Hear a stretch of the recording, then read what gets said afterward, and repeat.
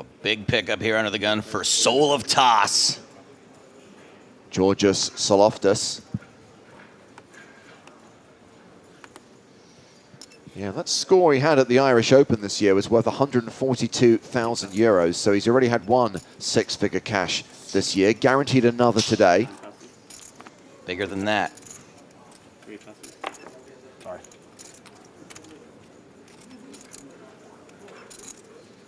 Is Weiss going to defend the big blind with King 4? Is he going to play back against Tsouloftas?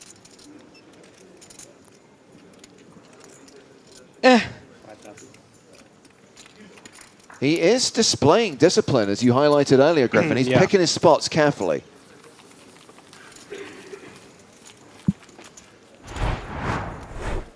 Still has the dominant lead, 19.76 million. The second biggest stack is Mikhail Shalamov with 58 big blinds. Tsouloftas, the low man at the table, but not short stacked with 24 big blinds. I like the flicker here. It's like there's a fireplace in the background, you know? It glows in real life. Yeah. It's actually what's in the briefcase in Pulp Fiction.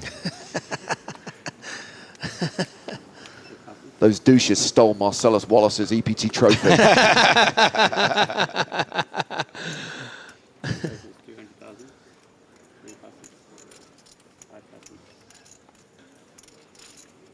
Shalamov with ace, 3 of hearts, has raised.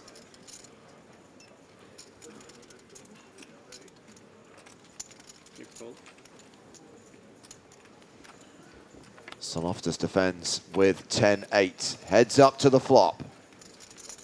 Queen 9-6. I can't help but feel like this pace right now, this intensity, this sort of deliberation, deliberateness, would not be happening had we continued on playing last night. It definitely felt like things were like had a lot more momentum, and everyone's just kind of like really taking a second to like to adjust. Yeah, Georgios was able to, take a breather after last night. Come into today with his cerulean cow print shirt. Cerulean. King on the turn. I may have looked up shades of blue for that joke. Well, we had a post-flop flip, but now Tsouloftas is a 2-1 underdog. Shalamov's ace high still good.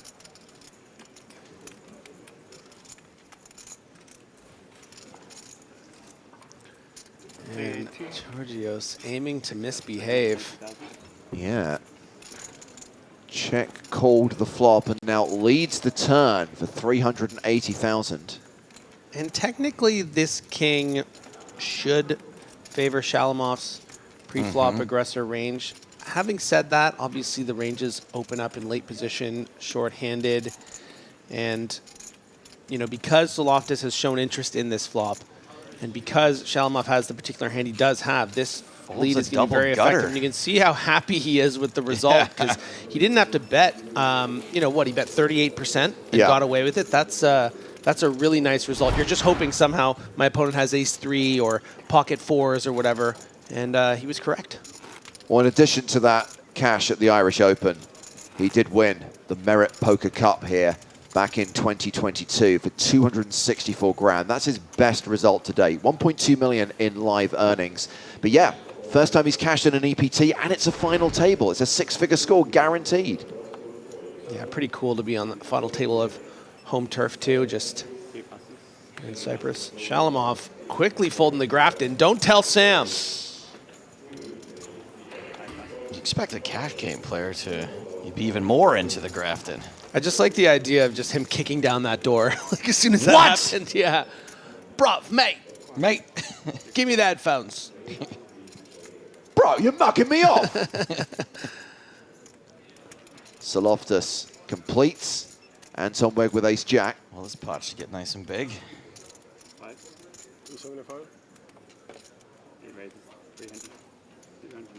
So interesting dynamic here, actually, because the last time, you wouldn't have expected too many blind-on-blind battles between these two with the chip leader on the button, but Weiss has folded twice in a row now, and the first time this happened, it was the Jack-9 of Tsouloftas on 22 big blinds, just limp folding to the Queen Ooh, baby. And this is going to be disastrous for Tsouloftas. A quick call, and this is like tournament life on tournament life. Wow. A virtual all-in for both players. Tsouloftas officially at risk, but if Anton Wigg gets unlucky here, he'll be left with just 2 big blinds. And this has a lot to do with what just happened in that last rotation. And either way, though, I think this is a huge error from Tsouloftas, if I'm being honest. I mean, plays such a nice, clean, limp call, keeping those dominated queens like the queen 4 in the last rotation. The times you do get called here, you're going to get called by dominating hands like ace-queen. Luckily, he is live to the tune of 35%. This is going to be a huge shift in fortunes. The winner of this pot will vault themselves into second place. Well, that flop is queen 6-3. Anton Wigg outflopped, and Tsouloftas now the favorite to double up. 86% chance of survival, and that will leave Anton Wigg crippled. I didn't want to look him in the eye, but he seems like having the same reaction he always does. Anton deserves better than this. Can he find it on the river? He needs Barry Greenstein to make an appearance. He needs an ace on the river.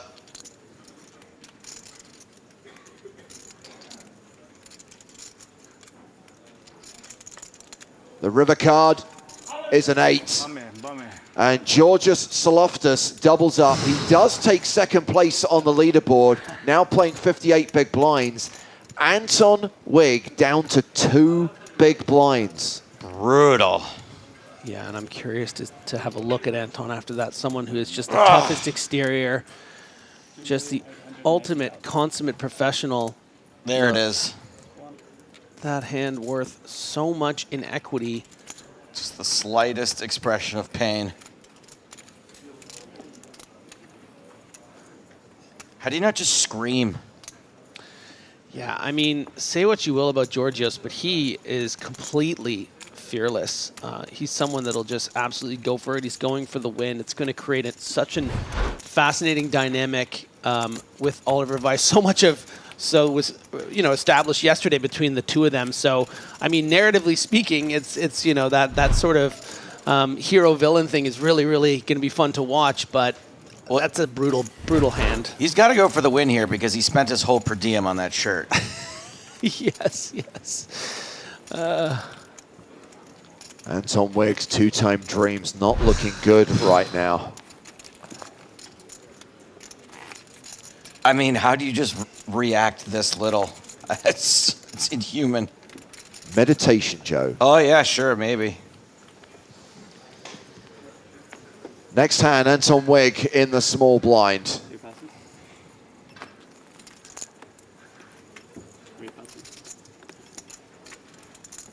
Queen Jack suited for chip leader Oliver Weiss. Pointless PW predicts the greatest comeback in history. Anything's possible.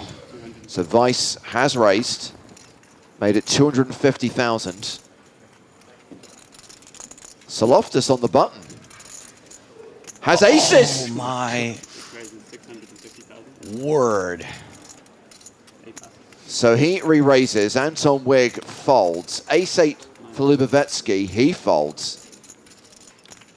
Yeah, and Weiss going to have every reason to continue here at this sizing. You know, this is less than 3x. You know, you've put in 250. It's now 400 more, but he doesn't really like it very much. I mean, we've seen him put in 950 pre-flop with pocket 4s against Tsouloftas. So how does he feel about Queen Jack suited? I think if it was offsuit, he would contently let it go. But probably thinks right away, it's like, okay, this guy's coming for blood. Like, he's not really supposed to be 3-betting me very often now that we're 1 and 2 in chips. 8-7-6 on the flop. And that's something to consider here, right, is, yes, Tsouloftas has a very strong hand, the best possible starting hand, but Weiss knows he's got extraordinary leverage. Yeah. Wigg sat there with just 2 big blinds. Tsouloftas is just meant to wait for him to go broke. Yeah, it doesn't seem like the type, given what I just saw in the last hand. No. Well, a few people observing that it's not the best board in the world for aces. 5 bets, 850,000. And Weiss is going to lead for 850K.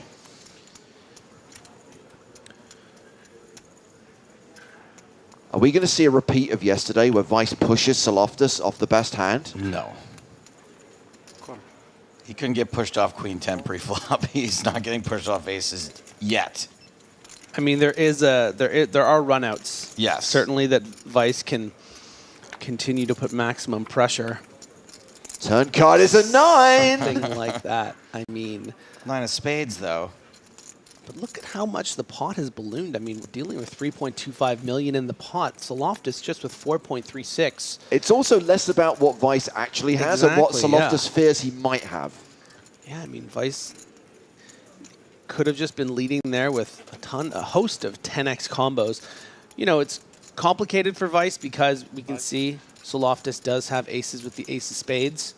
So we'll continue, but he is setting up this river shove. Man. 950,000 into a pot of 3.25 million. And at this point, if you're Tsouloftas, you just need to call and pray for a spade or that he shuts down whatever sort of bluff he may have. I know people are calling for the 10 on the river. I don't think it requires a 10 on the river for Vice to potentially win this hand. It just can't be a spade. It's the 6 of clubs pairing the board. And if Vice shoves here, it is a near impossible call for Tsouloftas. I mean, even if Vice had something like pocket fives, might lead on this flop to freeze Tsouloftas, get there on the turn, not expect a lot of 10 combos. So, you know, with all the 10s he can have, with some of the combos of fives, and then all the spades that aren't. He's done it! He shoved on Tsouloftas! It's all in to call. He is sick about this. This is a sick move. This is why we're here. And Tsouloftas is also sick to his stomach. And Anton Wigg's like, thank you very much indeed. I'll take the ladder. That's the problem. You're second in chips at the table. You call here, and you're wrong, and you're out in 6th place. And let's talk about the levels to which this hand is operating on, right? Yesterday, these two played one of the most electric pots that we've seen in the pocket fours versus ace-king hand. Yes. Getting a very sticky and stubborn Tsouloftas to fold, showing the bluff right in his face right away. And here we are on the final table, chip leader on second in chips, and he's doing it to him again. And he will show it to him again. And that is just going to send him spiraling. But it's a very difficult board to call with the pocket aces. If he calls, credit to him, but I just don't see how he can. He's made the call! Wow! What a call! And just like that. Oh my God, he called. I told you he was not the type that was just that Queen 10 shove. He's not folding aces. Tsouloftas is near enough tied for the chip lead now with Oliver Vice. I'm in shock. Great move from Vice and an incredible call from Tsouloftas. I don't think Oliver Vice thinks it's an incredible call. Wow. I'm speechless for once. Incredible poker from both of them, frankly. 3.9 million, 3.3 million, 3.4 million, 3 million. Yeah, Vice has that look in his eyes like, how do you call there? How do you call there with anything but the nuts? Georgios Tsouloftas has never heard of ICM. Yeah, but again, we go back to yesterday. When have we ever seen something like that? That was a 4-liner, paired board, 3 spades, Yep. and the chip leader put the second in chips all in. Second in this event is $642,000. 6th is 208. There's someone with 2 big blinds, and he called it. We've never seen anything like a hand like that on a final table in EPT, as far as I can remember. So Vice still has the chip lead, but as I just mentioned, Tsouloftas is not that far behind him now. 138 bigs for Vice, 119 bigs for Tsouloftas. Anton Wigg still in the hyper danger zone with just 2 bigs. Danger zone. I got him.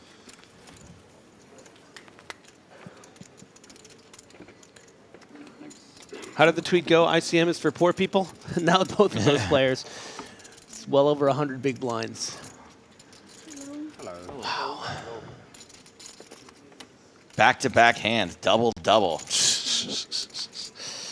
I mean, Georgios is dangerous. He doesn't give up. Like, he is prepared to frickin' I would go to the love streets, to man. hear Anton Wigg's inner monologue right now. I mean, an absurd couple of hands, right? Gets lucky against Wigg to double up and then doubles up again on the very next hand in that absurd pot, and now is vying for the chip lead.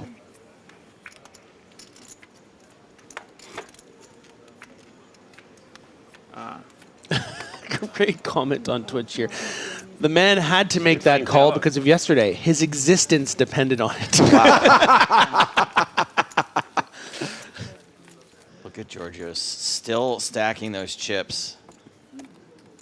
These cards take some getting used to because they come off two at a time sometimes. Not now, Bobby. Read the room. 34 minutes on this blind level. Must be killing Bobby that he hasn't been able to talk until now. Yeah. Wow, they're really letting the NPCs get some screen time. Anyways, back to our regularly scheduled broadcasting. Yeah. Double up. Yeah. Come on, give me my cards. Yeah. Vice back in action, opening with King 7 of Hearts.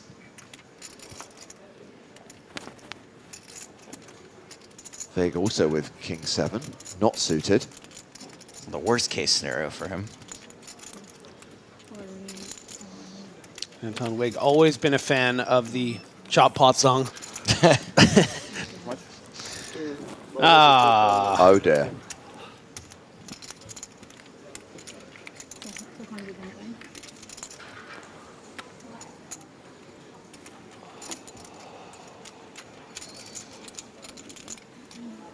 And Shalamov just gonna flat here. I think I'm a little due.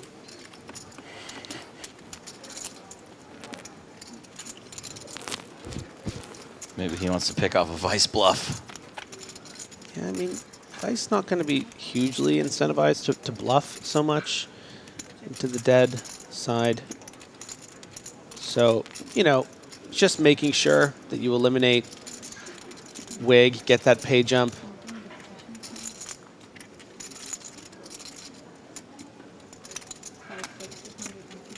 You know, you do keep in worse aces and kings that you could potentially get some value. In this case, if you look at that, just Wow. Oh, nice hand. So, Anton Wigg drawing to a chop here. Oliver Vice free rolling with King 7 of Hearts. He actually might have done Anton a favor here if he can chop. Oh, massive favor. Yeah, I mean, most players, I think, would have re-raised or even shoved for, but it's like, you know, it's 50 big blinds. Maybe it's just a weird to 3-bet or to shove, and that's why Shalamov just called.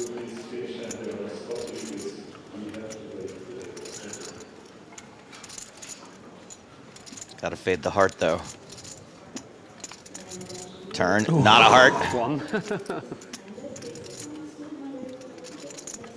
Ocho. Wild reaction from Wigg.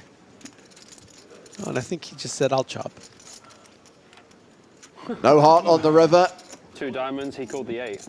It is going to be a chop, and you know what they say? Everyone loves a chop pot. Especially Anton Wigg. I don't win.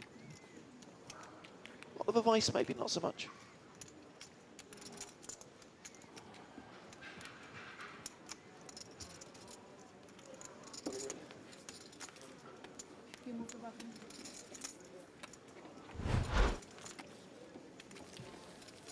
And a 50% stack increase from Anton Wigg. That's right. Yeah. Huge. 3 big blinds now. By the way, I'm so glad it's not Chat Pro Saturday today, because some of the analysis I'm seeing of that hand between Vice and Tsouloftas is just terrible.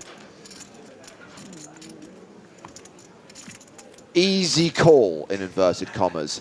What a punt from Vice. Can we just say that they both played it great? Yeah, I agree. Good summary. Moving on to hand 16 of the final table. Action folded to the short stack, Anton Wigg. Ace-Jack. There you go, buddy. Good luck.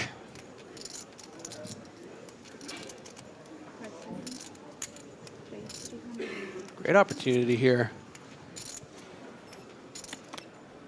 Just not move all in. Oh, yeah, 4 people go all in, maybe you fold, you know. 290 total. Oh, and look, he's getting the dominated. Hey, Bobby. Don't count him out. I mean, he doubles here. He's going to be up to 7, 8 big blinds. I mean, he can run that up. And it's a Illusion. domination It situation. would be, yes. Good luck, mate. You can see my hand, you still have to get it in. That's still cool, yeah. Yeah. It's clubs, though. They've been good for me this trip. The big pot was clubs. Don't use it all in one spot, yeah. Nah. Dream, declare, Same deliver. amount of diamonds on the floor.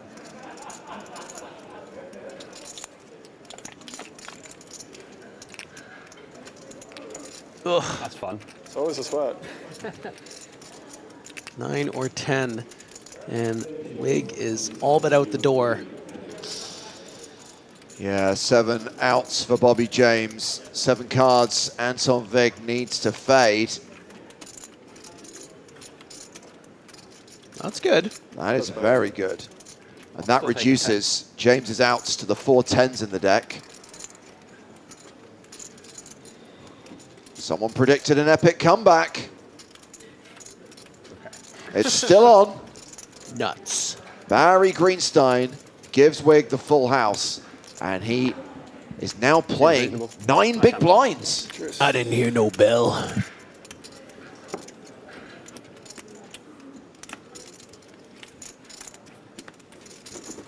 We have to make it interesting, right? Absolutely.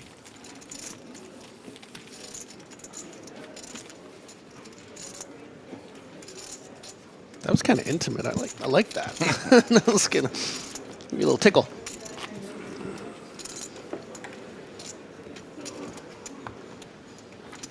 It felt like he was directly talking to me. It was nice. We all felt it.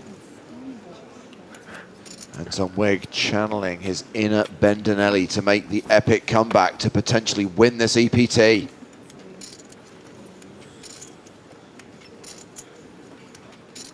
It has happened. Meanwhile, I'd love to know what's going on in Oliver Weiss's head right now. I'd like to think that a player of his pedigree and with his experience can just move on, but that is the kind of hand that can destroy you mentally. If I had to guess, I don't think he's that shaken. Yeah.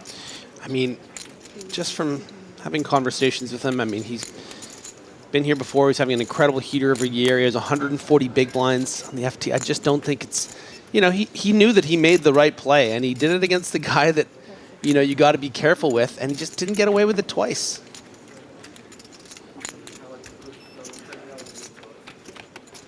Small blind versus big blind. Bobby James versus Oliver Weiss. James flops best, pairing his 8.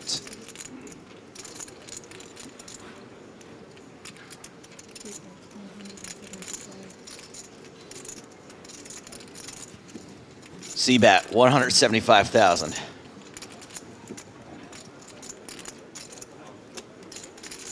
Yeah, 2 overs, but 2 red cards. Yeah, you can see. Weiss is like, all right, you know what? Have it. He does look a little more frustrated than I expected.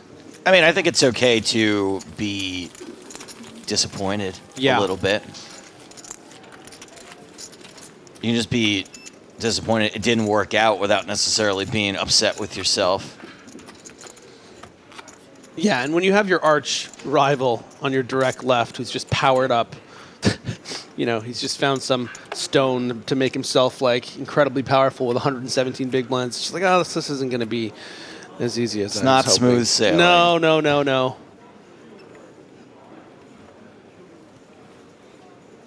Goddamn power stones. Yes, Anton. Let's go. Yes. Getting wiggy with it.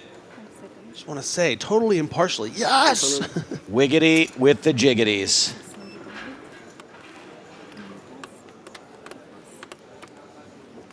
Yeah, Lobster667 jokes on Twitch regarding Georgios. The second health bar appears. And I'll tell you what, he has a hand he has to consider calling with. Wigg has raised to 6 big blinds, but yeah, good fold from Tsouloftas, It's a strong recognizing raise. that yeah, he's going to be up against some king jacks or some queen tens maybe. Oh boy. But doesn't want to double up Wigg there. And now Wigg's up to 9 big blinds. 11. Pardon me. Well, he's got to put 2 of them in on the next yeah. hand. Yeah, but that's why, yeah. surviving. The comeback is on. Not just surviving, but slowly growing. It's been a great event, guys. So we got some good storylines here.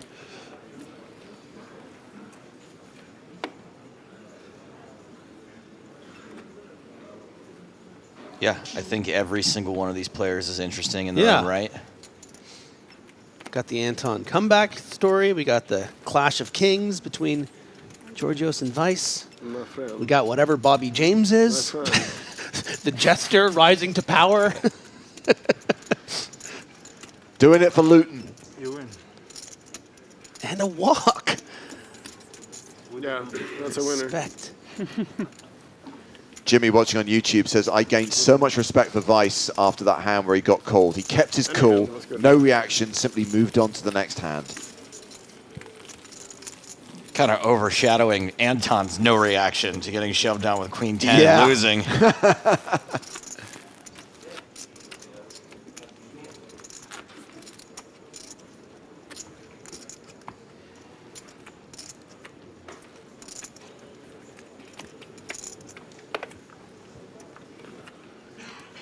Is Tonka still in your band? You're a day late, buddy. Keep it tight today. And by that we mean you could have gotten away with saying that yesterday. Yesterday it was a legitimate question. Today, Yes. idiocy. Yes, if you had said he was still in yesterday, he was still in. Tsouloftas with 10s on the button, raises to 200,000. Don't get a smaller pair, Anton. Don't get a smaller pair. Don't get a smaller pair. Don't get ace-9, Anton. Anton. Anton! Yes. He's folded.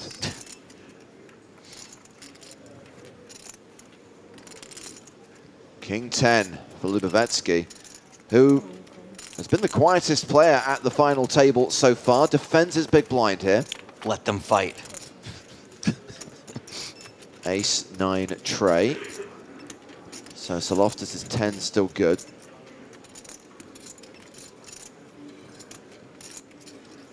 Curious to see if Lubavetsky decides to call a bet on this flop. If Tsouloftas makes one.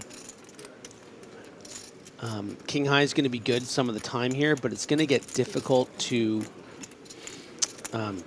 you know, maneuver on future streets against a tough opponent out of position.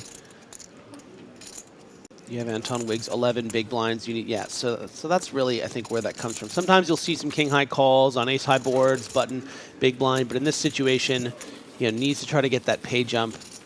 Doesn't want to put in chips with king high out of position right now, and I think that's the right move.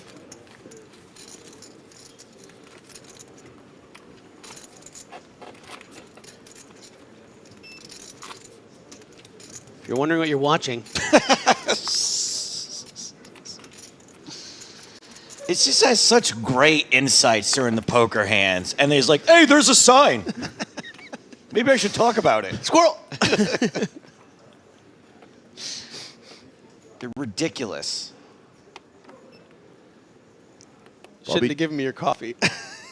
Bobby James with ace-10 of strawberries. Opens to 225,000.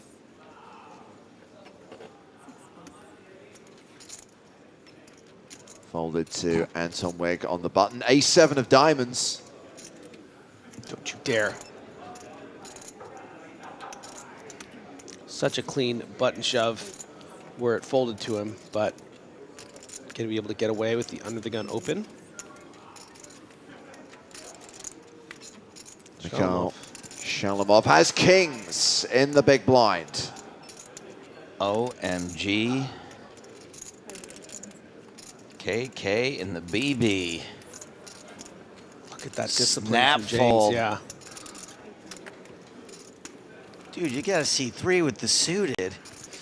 McCall. Tough. There's some ICM implications here, and like maybe he doesn't think Shalamov is They're going too to be messing good. with him too These much. players are too good. That's a really disciplined fold. So he is now third in chips with just over 50 big blinds. Originally from Russia, spent a couple of years living in Turkey, and now is living in Slovenia.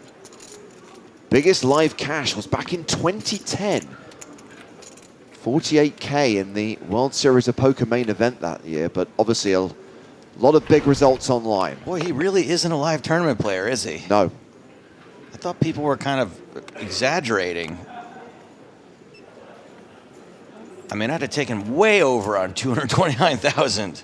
Let alone 48,000 biggest cash Yeah. ever back in 2010.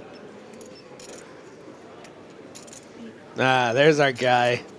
There's our Tsouloftas getting out of line with the 7-6 offsuit. And winning.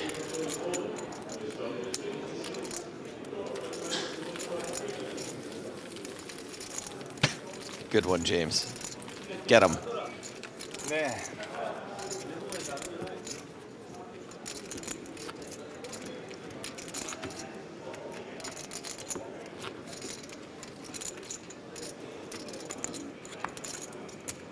Did you guys know that a wig is something you put on your heads that is basically artificial hair? I guess you can get real hair also. It is almost spelled like wig, only one G away. Thank you for your comment, GJ. Hashtag fun fact.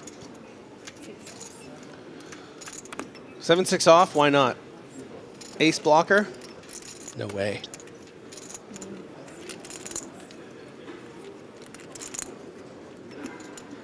Round two, the blinds. Bobby James in the small with 9-6 of hearts.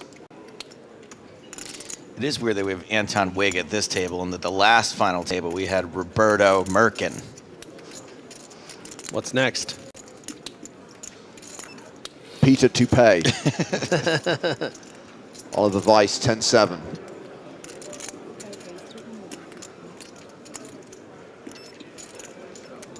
Raises to 350K. And Bobby James calls. Oh, but this one he calls. He does like his suited connectors, I've seen. Well, he's paired his 9. There's a heart on the flop. I Not bad. He is the sort of player that gets to showdown with second pair, so Yeah, sometimes third pair. yeah. I don't think Weiss is thrilled by this particular texture. A lot of the limp calls should be sort of floating around the Broadway territory. Maybe a king 10 or a queen jack or queen 10 that'll continue on this board. Weiss bets 250K. With second pair, backdoor hearts working for him, Bobby is not folding.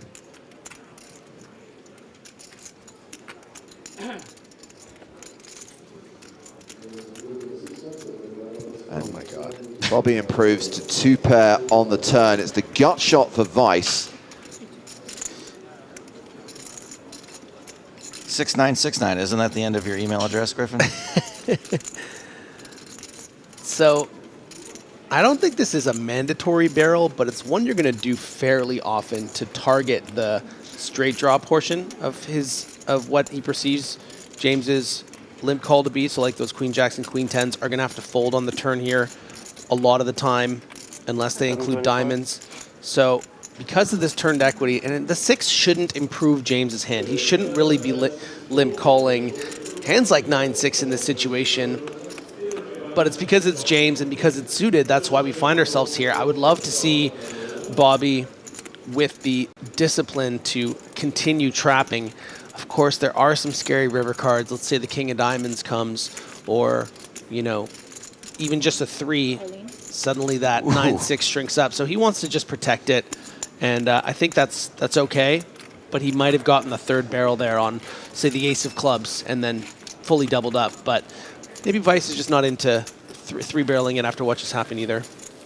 Well, the net result of that hand is that Oliver Weiss has just lost the chip lead. Now, it's very close.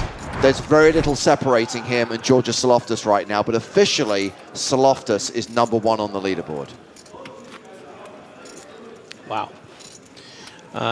Could not have seen that coming. That is a pretty incredible, what, 45, 55 minutes? Tsouloftas coming in with 22 big blinds to start the day and now has 121 and is tied with Oliver Weiss. Poker's unpredictable.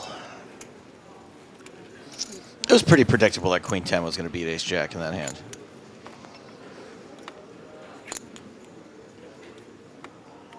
I just love that Anton's still here. I wasn't ready to see him go. It was pretty awful.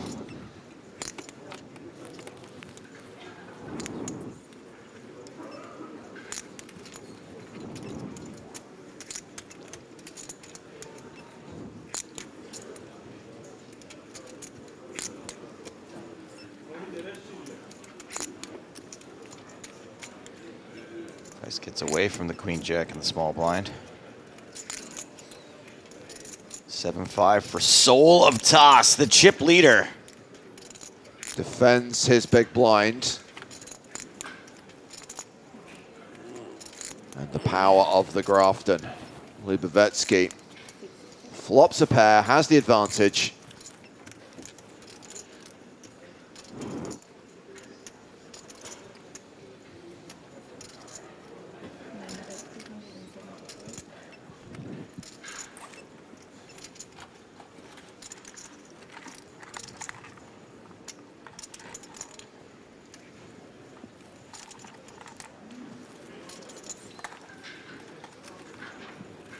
ABC poker for Lubovetsky. ABC bet poker. That's right. Lubovetsky hovering around the 30 big blind mark. Anton Wigg still in the danger zone with a sub-10 big blind stack. Danger zone.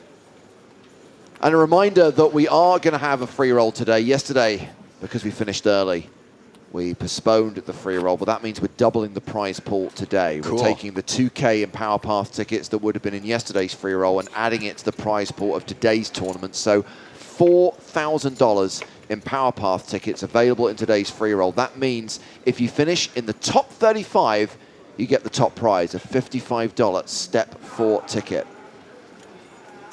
So registration is going to open for the free roll in just under 30 minutes time. I will give you the password now, even though registration isn't open, because it'll happen during our first break.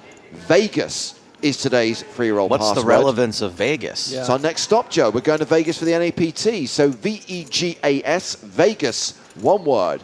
Uppercase characters is the password for today's free roll, which is available on all shared liquidity licenses except Belgium, Germany, and Sweden. They have poker in Vegas.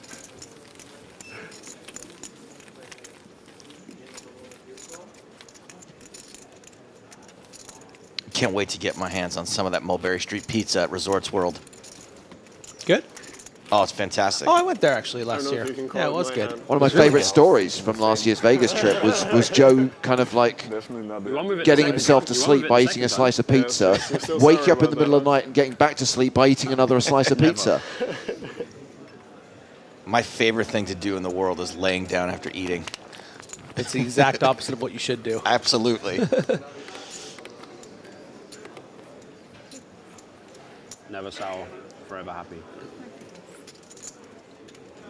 And just a hack there. It's not really a hack, but buy a whole pie if you can. Find it by the slice is okay. Get the whole pie. It's way better. It's not cheap there. It's like 30 bucks for a pie, but... But then you have a friend for all night. And then exactly, every time you wake up, you can just get back in it. Yeah. This is great. This isn't even something I knew I was excited about, but now yeah, you're really selling me. I remember it being very good. Lubovetsky with the King 8 in the big blind. Kind of an on-the-line hand here with Anton Wigg's 9 big blinds. Feels like it's too tight to fold. You know, maybe too loose to call, given the situation, but not really. So he goes with the other option, which is 3-bet. And it's even against a well above average button hand. It's really putting Tsouloftas in a difficult situation. You can see that he just has to fold the a7, and a little suspicious, Lubavetsky, but that's just a nice hand. And then finding these little inflection points of chip up are so important on a final table, and I've been really impressed with what the Ukrainians been able to do.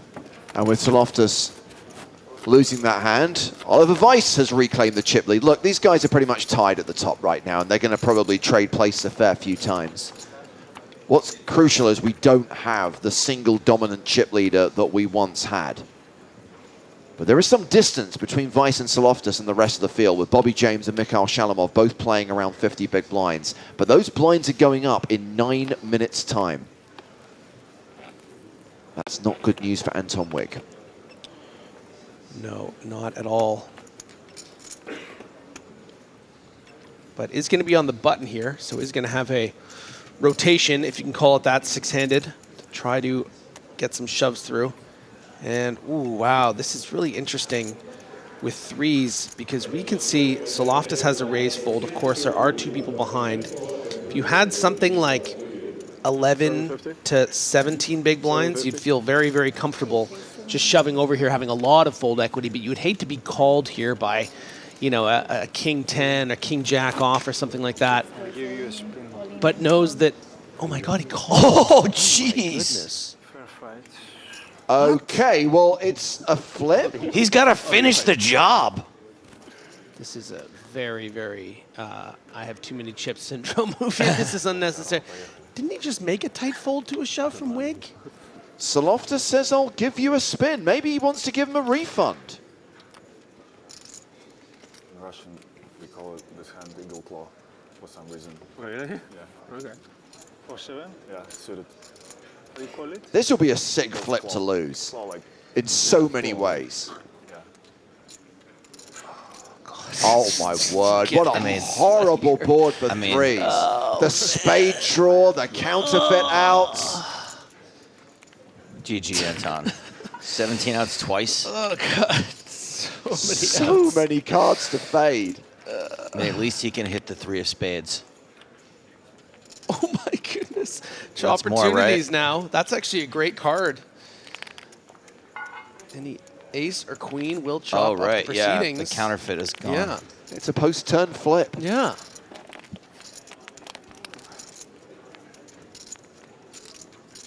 River 6 of card. diamonds. Well, somehow threes hold. Oh, my God. Somehow they hold, and Anton Wigg gets a double up. Man, What? I'll give you a spin. In the world. Okay, he was down to 2 big blinds. He now has 21 big blinds. I was gonna win this one. I swear, like, On the flop as well? I mean, when you see the flop, yeah, the outs are like going off the screen. when you see my, when you see the tattoo on my arm, you're 3-3-3. I've never been so sure. Like this blackjack guy is drawing dead. Blackjack guy getting it in with 11. What a needle. Sick needle. I don't even think I would have picked up on that had you not laughed. Wait, what was it? I don't get He it. said this blackjack guy because he got it in with an 11. 7 and a 4. Oh my God, that's good. Well, the thing that I'm wondering is Anton thinking, maybe I shouldn't be shoving there because I have no fold equity? If he's just snapping me off with 7-4, right? The threes, the whole thing is you want to make sure you can at least get it through. I mean, I'm not sure how he lost, but like, But I mean, it's twice now, so it must be. yeah. Now you're going to win it probably. Nice try, Ollie. Nice try. Don't acknowledge it. Nice try. Do not acknowledge it. Oh, Ollie. The gamesmanship. In before win. What an incredible level this has been. What an amazing start to this final table. Yeah. Someone did that to you yesterday, huh? Someone did that to you yesterday, huh? It's time to get it back. Maybe. Yeah. Yeah.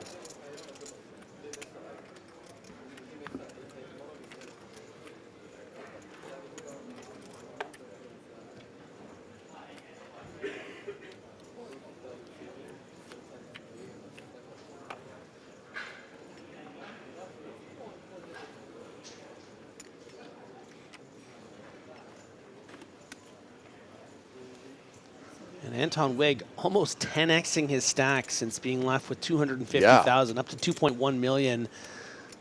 And he wasn't a fan favorite already. Now he's an underdog. Libovetsky opens with Jack-9. Mikhail Shalamov with ace-queen suited on the button.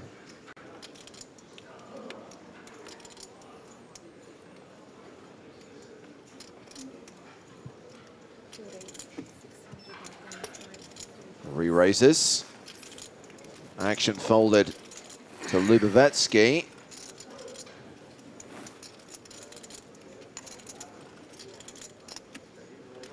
I mean, if they've somehow caught up and seen that he flatted ace-king earlier.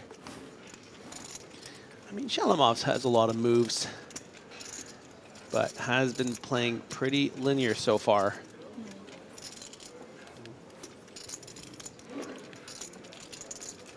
Libovetsky folds. And that takes us to hand 30 of the final table with 4 minutes on the clock until the end of this blind level and the first break of the day. It's going to be interesting to see what your free bet from the big blind was against me. I reckon it might have been something like queens. Only one away. Yeah. Even better. Kings. Fucking hell. Don't we bet anything less. Had a really good hand. Ace king suited, I call. Yeah, he's not lying. He's done it before. At ace 10 suited. Well, it's good a hand to open, but Yeah. not against big blind free bet, I guess. Mine especially. Yeah. That's cool that Bobby's got a customer and wanting to Yeah. chat about this stuff right now. Shalamov. Welcome to Bobby's Buddies. When I Yeah. started playing with chips, that was like 825, and it was like 7. I don't think he's getting much out of Vice. No. 785. How much I free bet? Yeah, I don't remember. 700, sorry. But when I saw you playing, I was like, here That's comes why something. Vice was playing all his pots against I just Georgios. felt like it was coming straight away, and I was like, the one open hand I've had. This is the hand Vice needed to have against Tsouloftas when he had aces.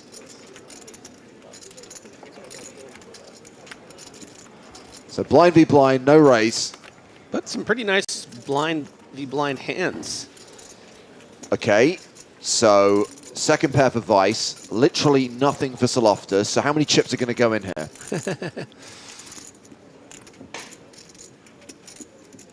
I would say 100,000 and a tight fold. 125. 150. Who would be making a tight fold? Well, it's not a tight fold, but just for Tsouloftas, Queen High might feel like a... I mean, he might just call still. Oh, my goodness. I'm an idiot. Well, you know, when your opponent just has 6-8 off and they would be betting here, you don't want to be folding it. Your queen could be live against something like a 10 too. I don't think it's crazy.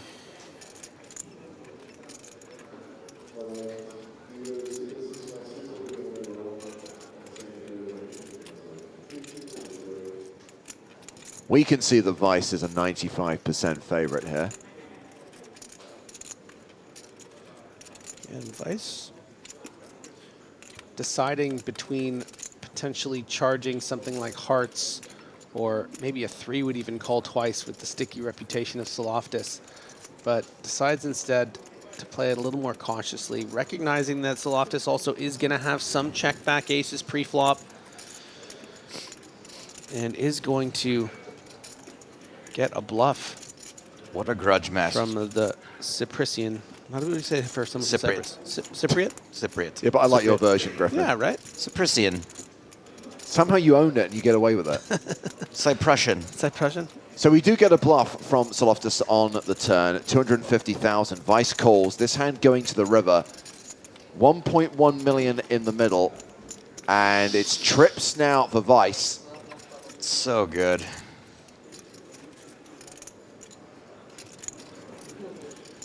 And this should be the last hand of the level and will vault Vice back into the chip lead. Question is he going to make somewhere between $500,000 and 1.5 million more?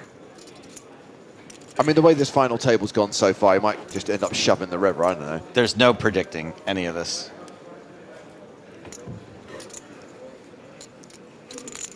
$850.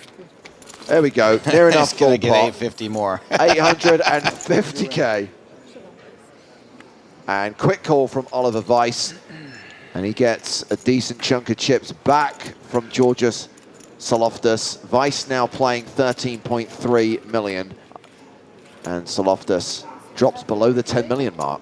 In the words of the Bart Simpson cake, well, at least you tried. What a level.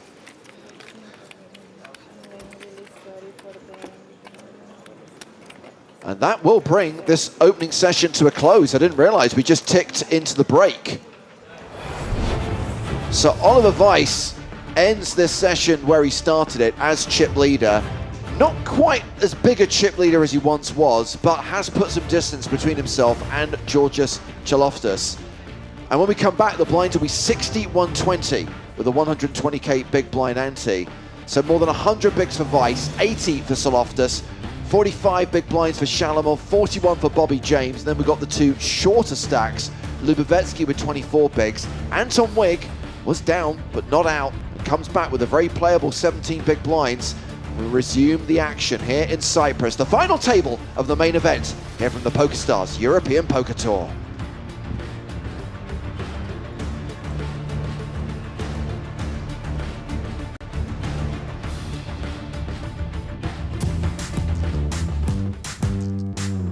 We're giving every person here a chance to win a fantastic silver mask valued at €2,300. Let's go, get the party started. You know how to get it going. 1, 2, 3, 4.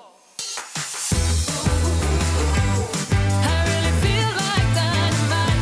Oh, I feel good. I feel so fine. I'm making moves and getting mine. And I need you to get in line. 'Cause if we're gonna make it, we'll make it right. I'm delighted on behalf of PokerStars Casino to present you with the silver mask. Ladies and gentlemen, let's hear it for Alexei!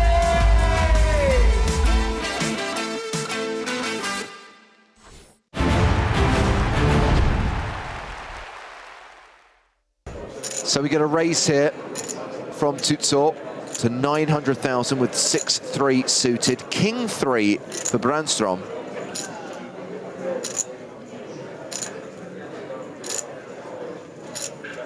Worth a defend, Finton, with King High?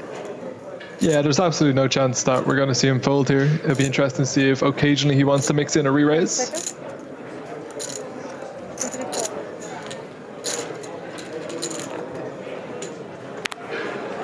He does not mix in the re-raise, just a call.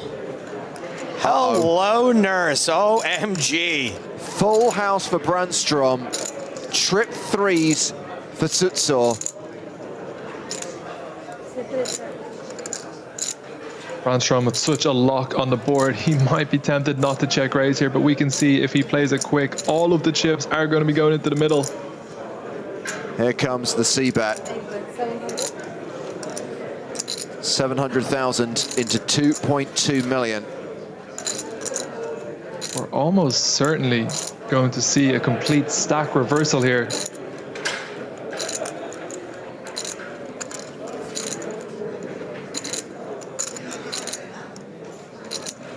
You can only play this slow, right? You've just got so much of this, and it's so unlikely that your opponent does. What can you do? Oh, come on. my days. Jeez. It's now house over house.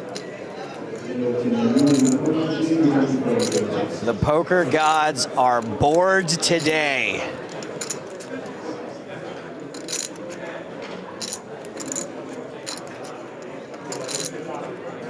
And look at this from Sutsor's perspective. He's just turned a boat and he's thinking, this is it. I'm going to close it out here. This is the moment that I'm going to win an EPT.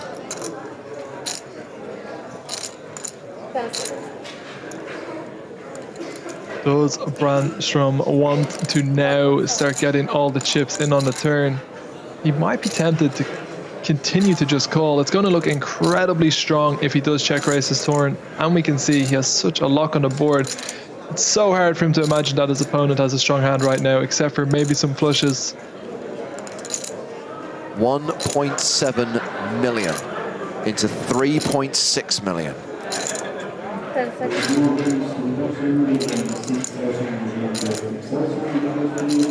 You gotta just call again and go for value on the river, and you are gonna get it. Just put the Yeah, we're 6 just on the gonna see river too. We are going to see the check raise all in, and we are going to see the snap call. Martin's going to think he's about to take the title, and he is going to get the news that he's been coolered. So you think he checks here, Finton? Doesn't lead for value, but yes, he does check. Wow. Yeah, the 10 of hearts on the river just doesn't change enough about the board. Brandstrom just has to go for the check raise, and this way he can hope, if he has coolered his opponent with another full house, or more likely with a flush, the check raise on the river means he'll get to play for all of the chips. 20 seconds.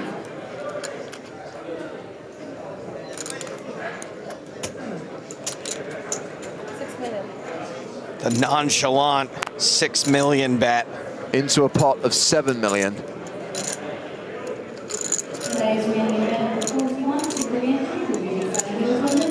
Such a sick hand to go down heads up.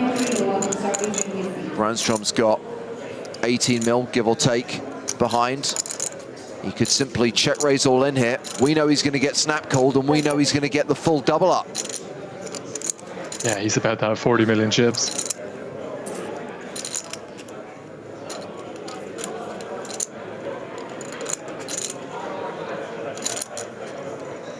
From Sutsor's point of view, maybe occasionally he feels his opponent check shove all in with a flush. It's heads up. There's just no way he's ever going to be able to fold this 6-3.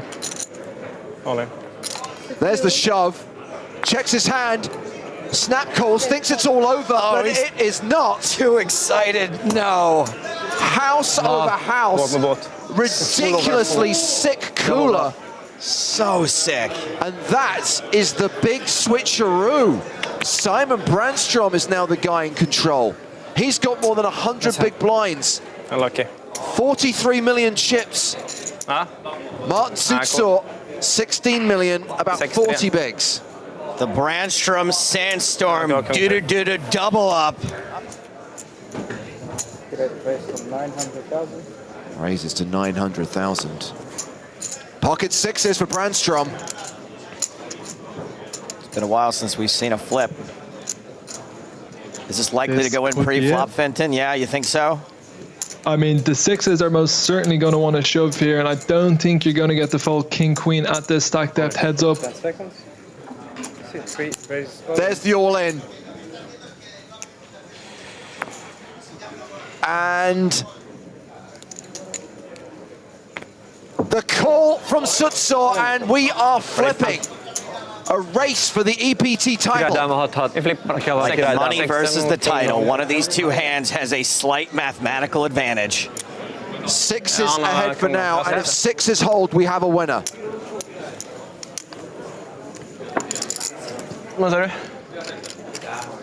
I feel like Martin deserves a little bit of run good in this flip, given how the last 45 minutes has gone.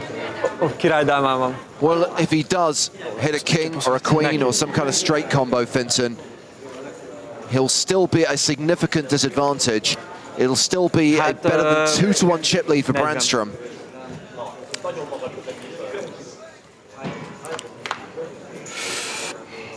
The flop is 9-7 deuce. No king, no queen. Sutsor has 6 outs.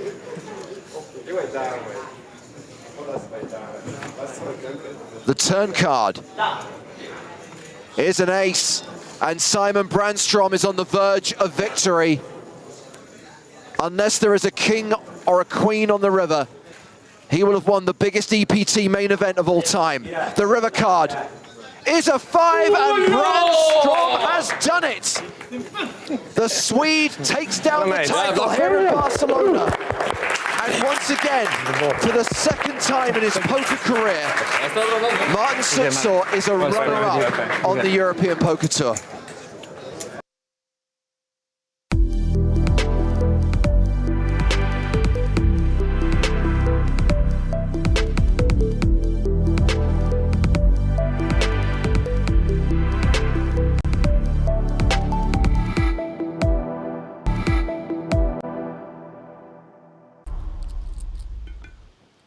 Dumont with 9s in the big blind. 3-betting would just put him in a bit of a pickle. You don't really want to get involved in a big pot against the other big stack when there's 2 shorter stacks. You're out of position. Let's see the flop. Let's go from there. Maria, it's called playing to win. 6, 7, 8 is the flop. Dumont has an overpair and a straight draw. Not too shabby. Zhang's got 2 overcards and a gut shot, also NTS. And he's probably just going to knuckle, I think. I feel like... Doesn't Oh, look okay. like I didn't know that it was Dumont's turn. So I thought Dumont had checked okay. and I was talking about Zhang, but okay. We saw that Dumont led earlier out of the big blind when Zhang had opened from under the gun. So And this is a relatively small bet, but I think is going to get the job done most of the time. I don't think there's a reason why the bet needs to be super huge on that flop. 2 of diamonds on the turn.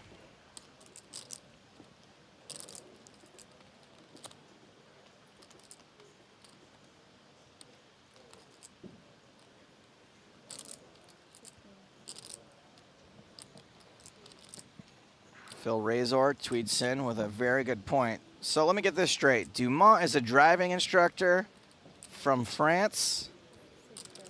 He does not have the shape of head I would expect. I don't know if you remember the cone heads. We are from France. And that was their cover. They were driving instructors. another value bet from Dumont on a safe turn. Yeah, really safe turn. And the river is 5, 5, 6, 7, 8, 9. That straightenized for pocket nines. What a great run out for nines, huh? I just want to know when Dumont started staring down his opponents when it's not their turn. It didn't happen. This whole new demeanor happened once he became chip leader last night. He was like, wait a second. With great power comes great responsibility. I have a responsibility to stare down everybody all the time.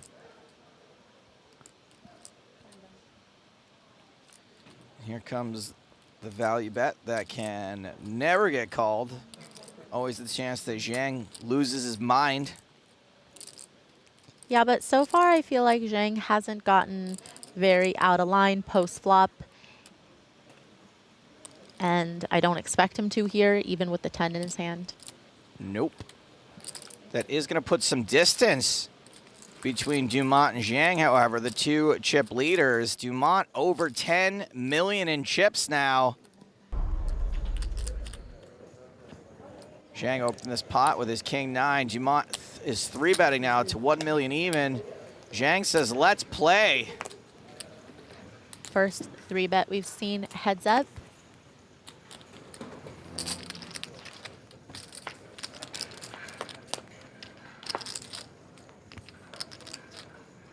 Another Jack X hand, another Jack high flop.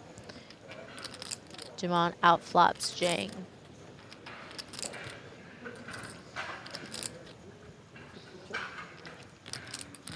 And interesting.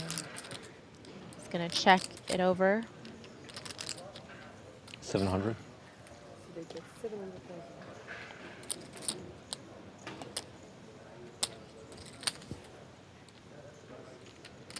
What do you do now, Maria? You've called a 3-bet pre-flop with this. You've pretty much whiffed.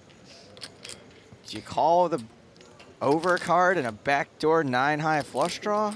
Well, Zhang actually bet when checked to him, so unless it gets raised, Oh, sorry, yes. He's the one he betting. will Interesting. see the turn. Yes, that question makes far less sense when Zhang's the one betting. Thank you. Now Zhang manages to pick up a gut shot.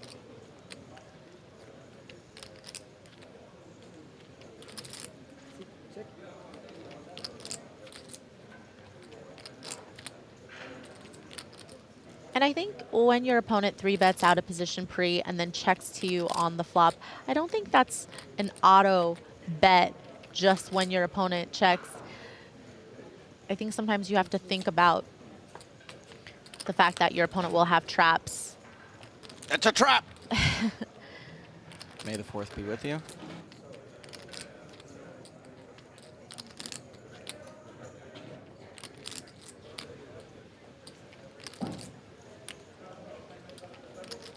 And Zhang decided to slow down on the turn, seeing if he could hit some of his outs on the river.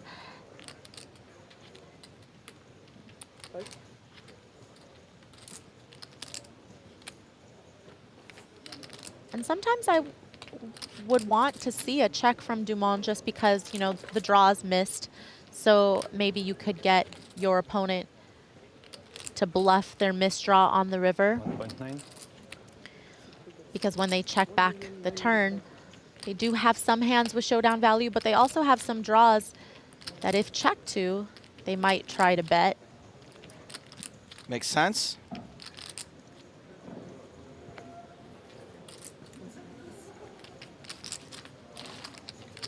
And Zhang does let it go. Hand 105 of this final table about to be dealt.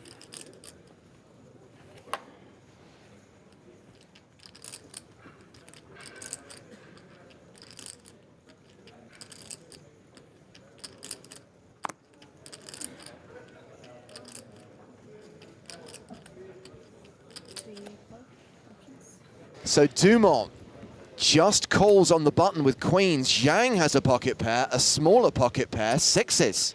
I think he could go either way with the sixes. 650. He is going to come in for a raise to 650,000. And again, it's probably a better decision to raise when that ante's in play because you're more incentivized to take down the pot pre-flop. There's more in the middle, more benefit to getting your opponent to fold. Last level, they were just batting each other around a little bit here and there, but we did not see pair on pair.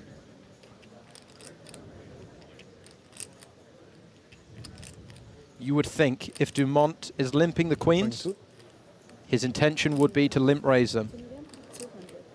Now, does this look suspicious to Zhang that Dumont has limp raised the button? 2.2 million is the size of his 3-bet. I think it looks suspicious. And again, hole cards. I would agree, though. We spoke about the ante being in play, that more often than not... Wow, he does think it's suspicious. He's all in. Zhang shoves, snap call by Dumont. He couldn't even get the words out of his mouth. That's how nervous he is about this situation. It was just a huge all-in, and it's domination nation. The underpair for Zhang. Dumont, who is an 80% favorite here and has Zhang covered, could win EPT Monte Carlo right here, right now. And we suggested that that ante in play might make things go a little quicker here. They certainly have. I don't think anyone suspected it would go this quick. Of course, there is that 19% chance that sixes win this. And if that happens, Dumont will be left with 14 big blinds. But 4 times out of 5, Dumont will win this coup and win the title. Queen's holding on the flop. Zhang drawing to 2 outs. He needs a 6 to survive. And the backdoor diamonds are all Dumont's.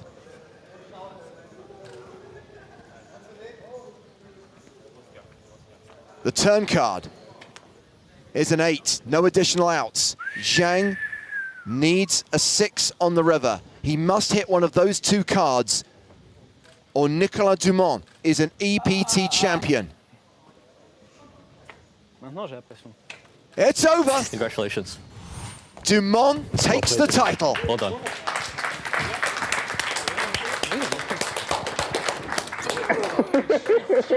Of course, when they got heads up, Spraggy, Dumont seemed quite keen to look at the numbers, was open to discussing a deal. Zhang said, no, let's play for it. Right, and a lot of people in the chat might be thinking, well, that's what you get. You don't take the deal, you end up second. But if he's confident in his ability, I think he's right to go with it, play it out. Pretty much a cooler, I think, heads up with the ante in play. You can't blame him for getting it in with the sixes. Just unfortunate to run into the queens.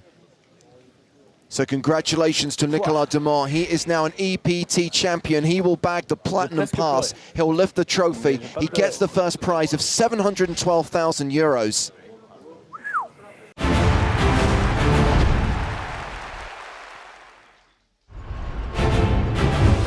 Welcome back to Cyprus and the PokerStars European Poker Tour. It's final table day. The main event is down to 6, playing down to a champion today here at the Merit Royal Diamond Hotel, Casino and Spa. We're coming back from the first break with the blinds going up to 60,000, 120,000 with a 120k big blind ante. Oliver Weiss still leads with more than 100 bigs. A very good opening session for Georgios Tsouloftas, up to 80 big blinds. Shalamov, James, around where they started the day, 5 million chips, 45, 41 big blinds respectively. Andrzej Lubovetsky playing around 25 big blinds. Anton Wigg, the low man, not as low as he once was. He was down to 2 big blinds at one point. He's coming back from break with 2.1 million, 17 big blinds. Should highlight that everyone has locked up a 6-figure score with 6 players remaining in this 5k EPT main event. Everyone is guaranteed at least 200 grand. And if you can survive, if you can outlast a player, you're guaranteed more than $250,000. That's right, next payout, 271,000. 353 grand for fourth, 459k for third, $642,000 for the runner-up, more than $1 million for the winner. It's James Hartigan alongside Nick Walsh. Hello, hello. Thank you for having me. And we are joined by Sam Grafton. Hey, boys and girls. Well, guys, one important PSA is that the free roll is open for registration. Now, there was no free roll yesterday, and that means we've doubled the prize pool for today. $4,000 in Power Path tickets available in today's free roll, which is available in all shared liquidity markets except Belgium, Germany, and Sweden. The password you need to register for today's free roll is Vegas, because that's where we're going after Cyprus. NAPT Las Vegas, taking place November 1st through 10th. We're going to stream the last 2 days, and Vegas, all uppercase characters, is the password that will get you into today's free roll, so you can play for your share of $4,000 in Power Path tickets. So, an interesting, entertaining first session. I heard they're playing some cards, James. They are willing to play, and clearly, I think it's fair to say, Georgios Tsouloftas is playing 2007 era poker. He is playing for the win, Sam. Love that, love that. And a bit of a dynamic over the days emerging between Ollie and Tsouloftas. You know, trading blows back and forth, slugging it out for the title, and everyone else keeping their head down, but everyone's still in the hunt. So first hand of the new blind level, action folded to chip leader Oliver Weiss on the button, pocket nines.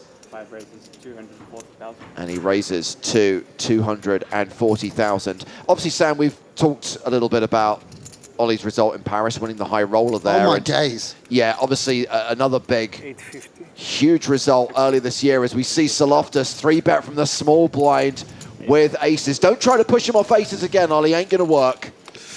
Well, I mean, he bluffed him on a 9-high board, so we'll see. Yeah, Ollie not going to do anything other than flat. I wouldn't imagine. Just a hand that can't be folded, not a hand that we can play for stacks at 73 big blinds. Positional advantage key as well. Makes it much more appetizing to flat. Ollie just going to be balancing timings. Where I was going, Sam, is Ollie's online pedigree. Skill mode online. All the high-stakes regs know this guy. Yeah, absolutely. I mean, I've played with him probably for a full decade. You know, plays all the games, Omaha as well. And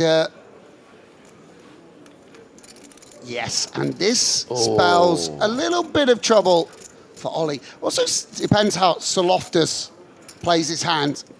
A board where he's got to approach it a little bit carefully, but that's not, you know, everyone's style. They are so deep that, you know, when the gut shots come in, you've got to be a bit careful. So the sizing shouldn't be too huge here, in my opinion. But obviously, with the pressure, yeah, and he goes for third, maybe even a little bit bigger than this. And Ollie with the overpair, it's very, very hard to fold here and now. We can just imagine all the Broadway cards, the ace, king, miss, etc., etc. It's nice that we can back into a straight as well. Sam, do you think Vice has a hand like 9-7 suited here, or is it just maybe like 9-10 suited? What kind of a, do you think 9-7's too wide to defend versus 3-bet here at this stack depth? You should never fold 9-10 suited. We know that. Of course not, no. And I do think, 6-7, 9-7, 6-5. This is why, you know, it's not so much that our aces are beat now, but we have to be a little bit careful because also there's turns where people we can begin to get bluffed. And you see, this is a turn Tsouloftas really doesn't want to see. I kind of feel like I'm watching a rerun. Yes. The difference here is that Vice has some showdown. Tsouloftas will check over to Vice. Pretty natural. You do have the ace-5 out of position, but in general, you've got the big overpairs and the Broadway hands. It's in position that has the sets here and the straights. And Vice might want to bet to sort of protect his hand. He can get there in a very big way on a 5 or 10. And he can also fold out overcards, you know, folding someone off their equity. Yeah, and he just goes for a subtle sizing. A sizing he might bet 6 or 7. And what does Tsouloftas do now? So this is 850 into 3.4 million. Yeah, and there's 4.2 in the middle. Depending who's triumphant here will determine the chip lead, by the way. 1 and 2 on a final with a short stack in the form of Anton Wigg. Big river card. It is a 4 pairing the board. Yeah, Tsouloftas is going to be pleased to see that card just because we outdraw 6-7, 8-7, etc. And it goes check, check. Aces are good. Yeah, Vice. A little frustrated. The 9s do show down for a decent amount there. So not a hand he wants to bluff. Can even be winning sometimes against the ace-7, ace-6 type holding. And confirmation that Georgios Tsouloftas is now chip leader with 12.3 million as Oliver Vice drops down to 10.9 million. Yeah, and you know, it's something I often touch on, James, and you'll know this as well, Nick. It's like the positions here at the final now are a little bit problematic for Ollie. Opening into a very determined, tough player who likes to battle, now covering you, that's going to sort of really slow you down. Ollie would much rather be on Tsouloftas' left, where him having the chip lead is much less effectual. So Mikhail Shalamov opening here with ace-king, folded around to Anton Wigg in the small blind. He's got 10s, and this is going to be a classic race with fewer than 20 bigs. Wigg likely to get it in here. Yeah, absolutely. Wigg gonna, you know, he'd rather be against a button open, but the hand, just a very strong hand for 17 bigs. He can take a fold, he can take a flip, etc., etc. Yeah. Makes the committing re-raise. Shalamov puts them all in. Anton calls it off, and we are off to the races. And Anton needs 10s to hold to avoid being the first player eliminated from this final table. Obviously, we've mentioned it many times already, but this is a former EPT champion at risk. Obviously, a sort of headline name, perhaps the most experienced live tournament player at this final table. Will be eliminated 44% of the time. If 10s hold, though, the comeback is real. Down to just 2 bigs at one stage. Can he continue to spin it up? The flop has an ace on it. Always an ace on the desk, James. Always an ace on the desk. Anton Wigg, now a 9-1 underdog. Yeah, stoic.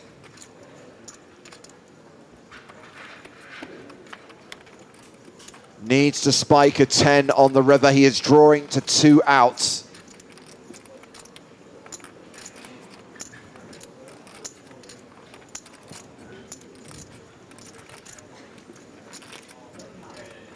The river card is an 8. GG to Anton Wigg. No double victory for Anton here in Cyprus. A 6th place finish, which is worth $208,720. Yeah, and his legendary status in the MTT world is already well secured. Yet another deep run for Anton Wigg.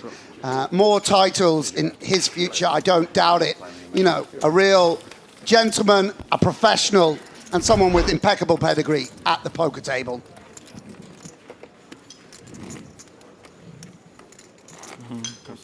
Is the first elimination of the final day as they all pass the $250,000 mark, which is, I mean, it's huge from 5K. You know, some of these guys, even professionals, will be satellite winners. I mean, it's a real marquee score for everyone. Everyone guaranteed 271,000. Mikhail Shalamov, by the way, now up to 7.5 million. 3rd in chips, playing more than 60 big blinds. And on to the next hand, which starts with Bobby James. He folds the 10-5. Yeah, and it's significant for Shalamov, by the way. I mean, going up to 61 big blinds, you know, really separating yourself from Bobby and Andre. You know, it's very significant flip to win for him as well. Also makes you a bit harder to be pressurized. Not like the covering stacks can just blast off, you know, and put you under it when you got 61 bigs. Shalamov calling in the big blind with ace-5 suited. And does flop the flush draw. Tsouloftas has paired his 8. Yeah, it's a sick game, poker. You'd feel like there's more flops where just one person hits here and the other person has nothing. But, you know, there's always a bit of back and forth.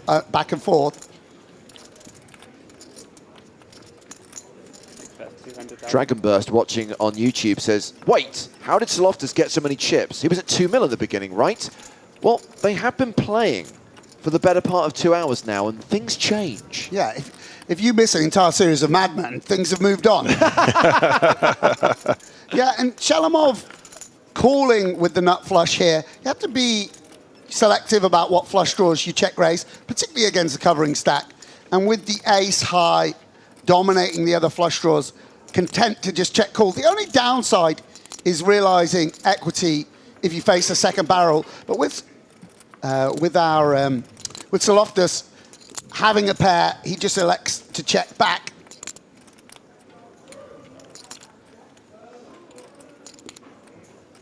And I wonder if we get to bluff ace highs. Shalamov feels that he does with the 10 coming, 9-6, 9-10, 10 jack, 9 jack, 9-6, all making it. So 6-5 would be a natural bluff. I don't know whether maybe just the lower flush draws does go for a decent sizing. And it does seem it's a... Yeah, there's no way Tsouloftas is folding this. Hartigan. James Hartigan, he'd be a killer at EPT. He fancies it, doesn't he? He knows. He knows. You don't check back to fold. Based on what I've been watching for the last couple of hours, this guy ain't folding. Yeah. And it's nice. My right hold's playing like the high roller still on the 2K. We have my wife here. She just got this. Yeah, I had some, but they left as well. Yeah, Mine's here somewhere. She just got me a tea. it's interesting actually coming back from yesterday or whatever, and not having like that viewer not seen everything. Tsouloftas looking very relaxed and confident out there. You could sense, you know, sometimes you could sense people's emotions as we get a slow-mo of Anton Wigg. Absolute treat. I've always wanted to see someone taking a mic pack off in slow motion. Will he take his shirt off? That's what the viewers want to know. Yeah. Come on, Anton, for the fans. One more button. Oh, no, it's stuck in his pocket. What a specimen. There we go. There's the hero shot. Oh, wow. Blue steel. A blue steel indeed. That pout. Wow. Can I get a copy of this? Mr. GQ. Oh, wow. Oh, wow. Jeez. Oh, that's too much. Ladies and gentlemen, mia. that's why our stream is 18 plus. I need that in GIF form. That's going. We got to use that on stream somewhere. Yeah, and Andre with 9s on the button. Pretty legitimate 3-bet, I feel, from Shalamov here. With the blocker, But this is quite a strong hand on the button. I'm all in, Sam. I'm all in. Yeah. Does seem like we're just so high in our range. No need to do anything fancy. Put it in, and if we're beat, we're beat. Frustrating for Shalamov.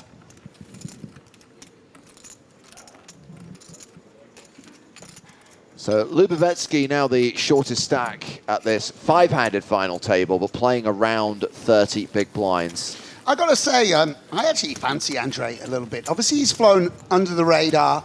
You know, sort of the vivacious personality of Bobby James, the huge chip lead of Ollie and Anton going for a second title, etc., etc. You know, we haven't spoken too much about Andre. Very accomplished player. I believe he'll be perfectly happy with his spot at the table, ducking and diving. He's going to know exactly how to execute. And just to recap the headline stats on Andre Lubavetsky, in the top 10 on the Ukrainian all-time money list, 2 World Series of Poker bracelets, a W Coupe title, 3 Scoop titles, including a Sunday Million special edition, Andre Hansen being his online handle. Yeah, absolutely. I mean, there you go. It speaks for itself.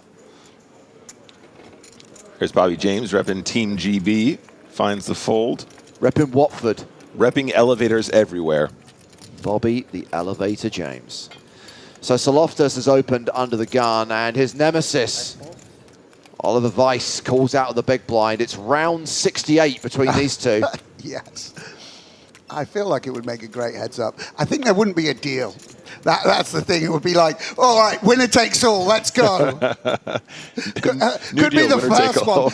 We'd really get some viewers there, wouldn't we? Is there a rule against that, James? They get heads up and they go, no, winner take all. Yeah. We fight, and we fight to the death. We pull Toby Stone, and this is what you'll be playing for. 1.6 million. Second place gets a hoodie and a water bottle with the Stars logo on it. And a firm handshake from James Hardigan. Yeah, exactly. And the love of gamblers everywhere. And Ollie going to have lots of 6-7, 6-8s, etc. to bluff. King 10 doesn't seem like a hand where we want to apply pressure. I mean, Sam, if you lost that, you could sell the movie rights for way more than 1.6 million, right? Exactly. Easily. Got to think long game. Long game. It's an easy hustle. That's 200,000. Deuces are still good. Yeah, and it's a nice delayed c-bet. Not much visibility down the streets if you face a check call. So we'll delay the c-bet. The 5 looks good. No probe, and we just bet and win.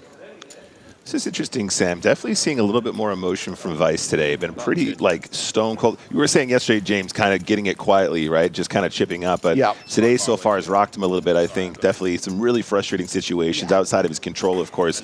Still a consummate professional as ever, though. Yeah, absolutely. I mean, the end of days, you really get anchored to that position. You know, so many times you hear people say, oh, I was 2 of 80. You know, in EPT Barcelona on day 4, and I ended up getting 16th. And you really are bookmarked by where the days end. And so Ollie will have come into today thinking about how he's going to navigate a humongous chip lead, playing every hand. And now he's got to change gears. But I tell you what, I mean, I don't know Ollie super well, although I've known him a long time. He's played high stakes, mid stakes, low stakes. He's someone that loves the game, and he'll be absolutely fine. Yeah. He won't, you know. It's not going to shake his game. It's not going to shake his strategy. Just sensing some frustration, absolutely, Absolutely, yeah. No, I've really enjoyed watching him play. Seems ridiculously solid. Little spot here. This might be a 3-bet candidate. Yeah, when we got a covering stack behind, he does just call, which makes sense with this particular holding. We don't want to get shoved on or... You know, we even get called by dominated hands. When we flat, we keep in the Jack 8 and the Queen 9 offs and such like. Yeah, definitely a mix, but I think the flat's good. It's frustrating to have the chip leader come in with 6-4, which eats into our equity a little bit. Oh. Hello, top pair versus an open-ended straight draw. Sam, you know it's really frustrating when your opponent flops a straight draw. Yes. I mean... it's only frustrating if they get there. Oh, you're right there. Yeah, and Bobby will be aware that this sort of small blind range, a lot of pocket pairs, 5s through 8s, let's imagine 4s through 8s. He's not going to take a stab at it willy-nilly. I like this check from James. and some additional equity for Tsouloftas. Sweat quitty. Yeah, and Vice probably going to want to protect his hand. Can get called by frustrators or not. Does play it in a more subtle manner and check. Yeah, and actually that might inspire the 6-4 to start betting, Sam. Yeah, I think if Ollie relinquishes the option to bet, we can bet the 6. Sometimes we have the best hand, pretty often, actually, the way it's played. And we've also got the backup straight draw. It's just a nice way to realize equity. And actually, if Ollie had bet, he might have even got raised here. Tsouloftas might have started turning his hand into a bluff. So check calling going to work out pretty well for Ollie. You know, also works well for the times we have a 5-4 or ace-5, having stronger hands in the check calling range. What will the river be? Wow, gets there. Wow, not the way we thought he was going to get there, but he got there. And with that sort of 4-card straight potential out there, are we going to find some folds on this river with Queen Jack, Sam? Yeah, Tsouloftas, I think, should value bet. There's no 2s really in Ollie's range, right? That's very key. Sometimes we run into 6-7 or 7s specifically, but you know, there's only 2 combos of 6-7, let's say, and goes for a very subtle sizing, almost hoping. This bloomin' river card. Yeah, it's very hard to not pay off against this sizing. Ollie just considering, wouldn't a bluff go bigger? Yeah, that's my exact thought, Sam. It just feels like if you were bluffing, this is a great spot to do so. Why would you not size up? This feels like you really are desperate for the call now. Oh, he's going to do it. Yeah, roll of the eyes from Ollie Weiss. Wait for it. I mean, this is now like 3 hands, and I honestly thought after that first hand, the big bluff where he got called by aces, that he kind of shook that off. The second time, 9s against aces, I think it was starting to eat at him. And now I think he is starting to get frustrated that he just cannot find an opportunity against this guy. Yeah, he's pulling a Rory right now. This is how Rory looks when he's playing poker at all times. Wow. Low blow comparing him to Rory. I mean, that's are we allowed to say that about people? You can't. Come on, Nick. That's an out-and-out attack. I mean, look at just in gesture. Look at this. Closer actually to Shalamov in chips than he is to Tsouloftas. 1 bullet. Oh, Rory Jennings in the chat. Sorry, Rory. Oh, we'd say it to his face. It's fine. I know. I just didn't think he was going to be in chat. That's perfect. I love you, buddy. I say it with love. I was here just to shoot some reels for pokergo site. Yeah. For some reason, I'm still playing the tournament. Didn't make any content. Yeah, big stack against short stack. Poker okay as well. Yeah, it's also a skin of it's skin of BG for Russian market. Yeah, I thought so. We use backings For skin. in England? Oh, in England. Yeah, and Andre will check.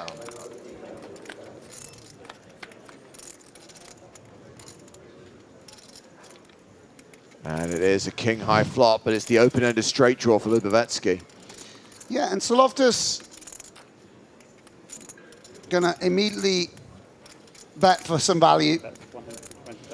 And, you know, it's a board he's gonna stab a lot and with a wide range of hands.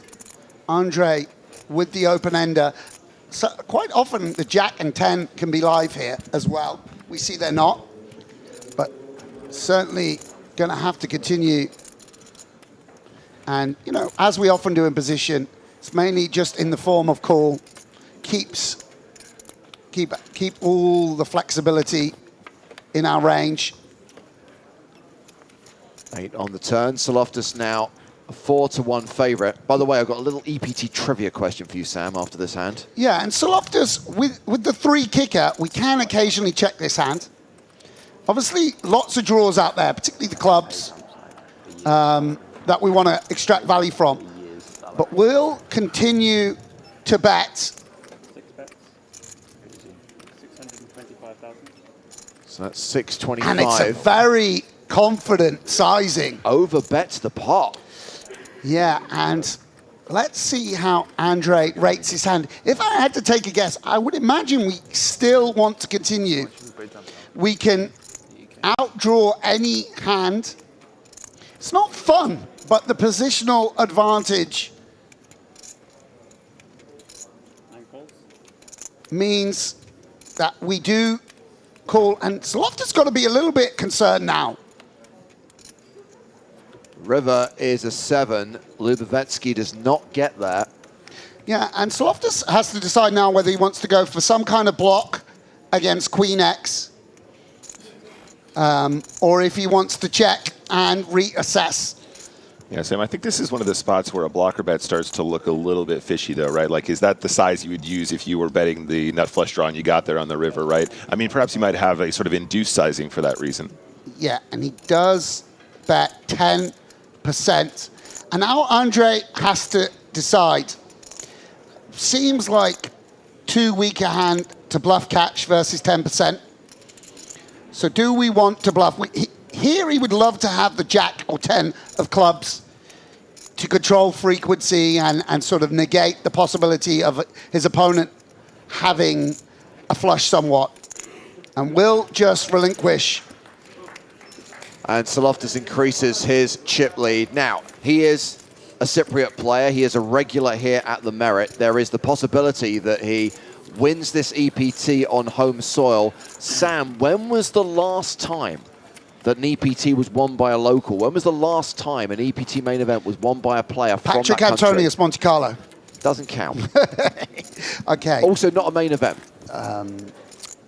Yeah, that wasn't right. Okay, that's a good question, you know.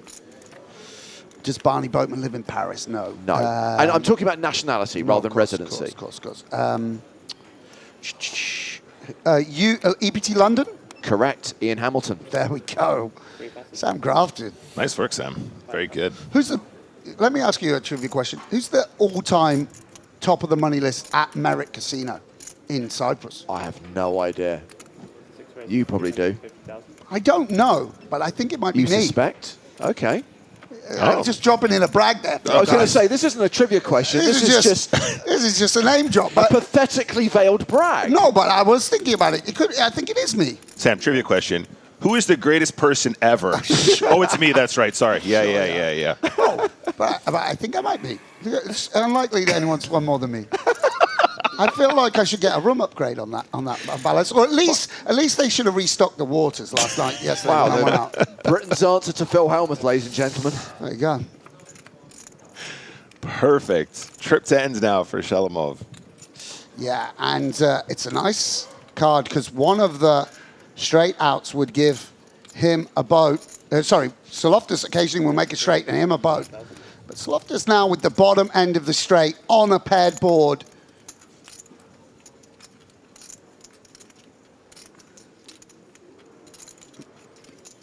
Might be that we want to just fold our hand here. I think he's even considering a raise, by the way. Is that correct? That is a raise. And by the way, it's often a sort of mechanic that when you have your worst hand you want to continue with, it's a hand that you turn into a bluff. The problem here is like the story doesn't make so much sense. Like maybe you check back 10-7 specifically or something like that, but it's chip leader, you don't really need to. And it's really worked out well here for Shalamov.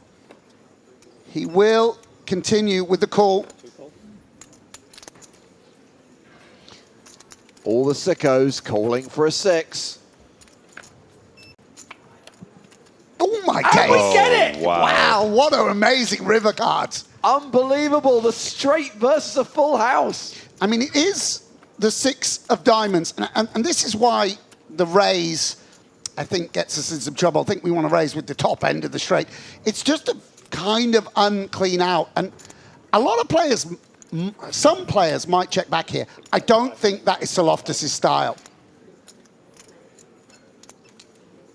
525,000 into 2.88 million.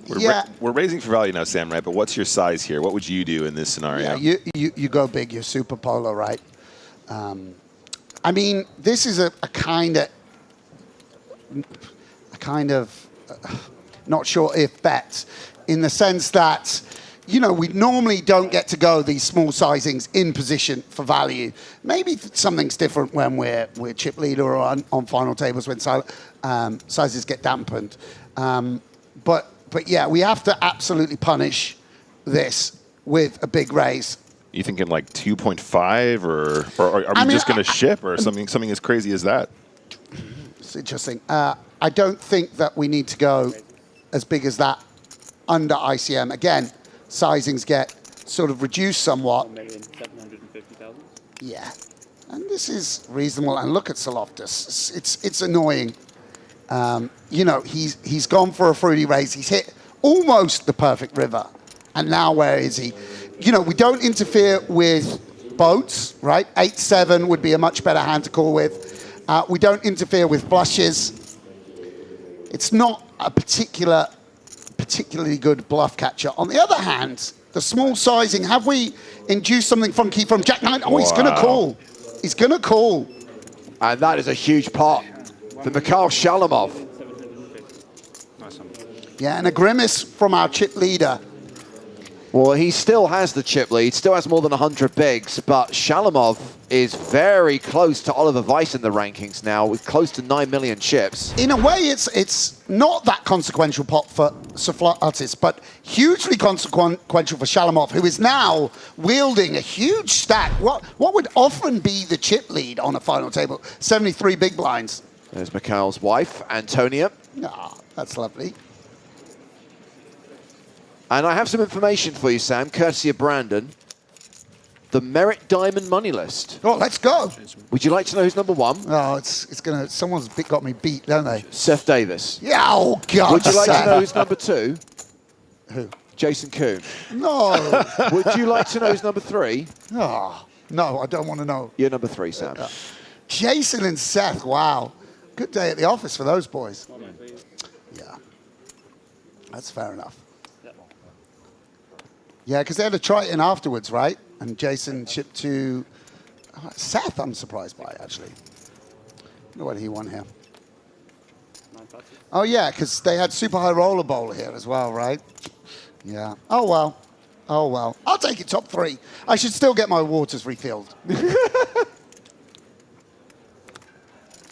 Who wanted to hear from Brandon? Suddenly, I can't get him on WhatsApp when I need a patch at table 41, seat 7. But suddenly he's missed the statistics. Don't think it's that Brandon. Oh, okay. Oh, Okay. mate, that's too good. All right. Nowhere to be found, but he wants to out you immediately. Yeah, exactly. Okay. Oh, I was trying so hard to get Brandon to do karaoke last night. So, mano y mano. Shalamov, well, not much of anything, but as the covering stack, you do want to apply pressure. You know, your opponent just has to play sort of honest. Goes for a bigger sizing as well, just trying to force things through. But with James having a pair,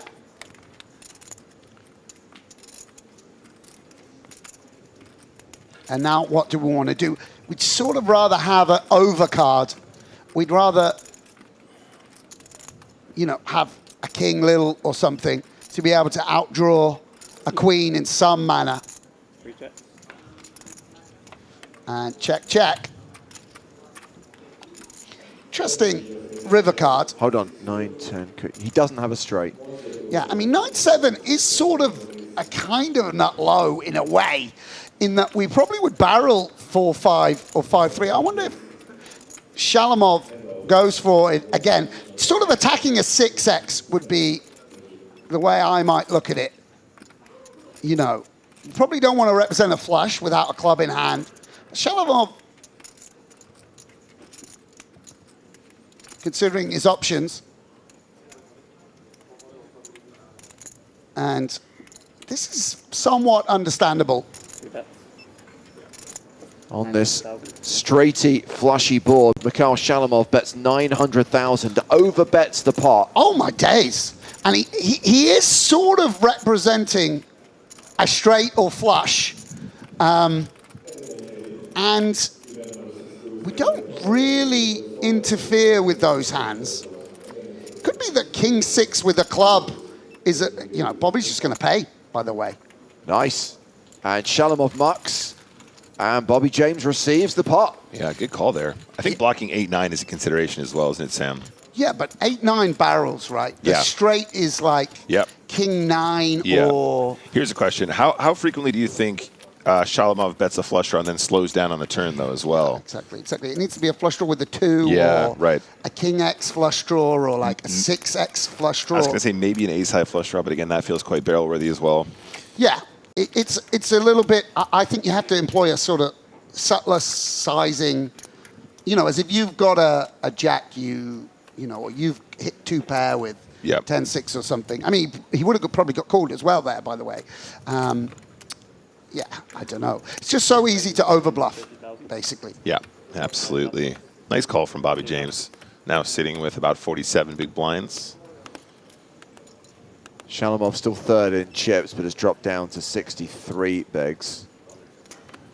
5. 3 passes. The elevator going up there. And Vice, considering whether to call 7-6, I think connecting properties. I don't want to play any more hands against this guy. I'm done. Yeah. That's what he's thinking. On the tighter side, but I guess that would be almost the best hand that we'd fold is Ollie. 40 hands played at the final table. 1 elimination so far. Anton Wigg departed in 6th place for $208,720. The final 5 have all locked up 271K with more than $1 million up top for the winner.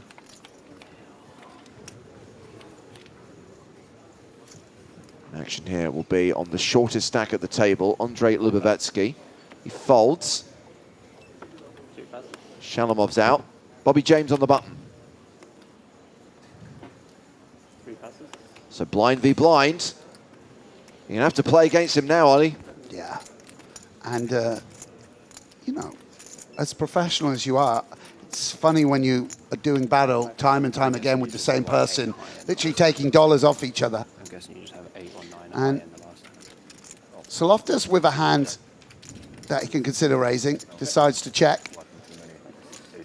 Yeah, that's... So blind v blind, unraised pot. We go to the flop, which is Ace-Jack 3.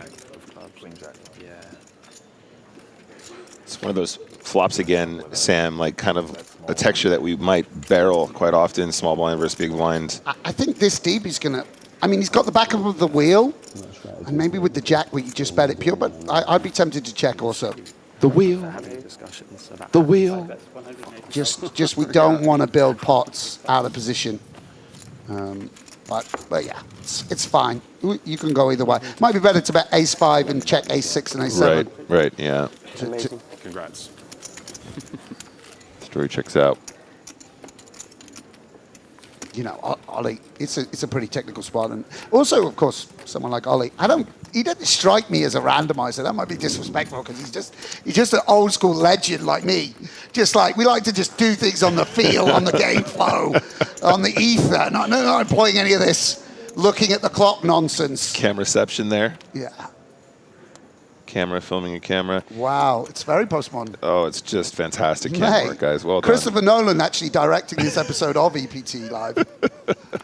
Just I think there's also an element, Sam. He just wanted to win a pot against Tsouloftas here. Yeah. He was just like, look, I need to break this cycle. This pattern is no good. Let's put a bet in now where it's nice and clean before anything weird happens. Get back on track. So Shalamov is open with 7s. Tsouloftas in the small blind with Jack 10 announces a re-raise. I mean, he's really going for it. Like taking offsuit blockers, and 3-betting is really a sort of bit of a statement of intention here, because we can imagine so many other hands that we could play this way.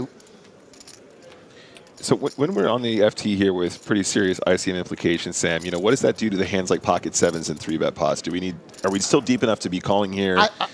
I mean, I would have called with 61 bigs, to be honest. Sure, but it seems like a lot, doesn't it? We're not. It's not fun. It's not good. Fun. It's not a good situation unless you flop that set usually, right?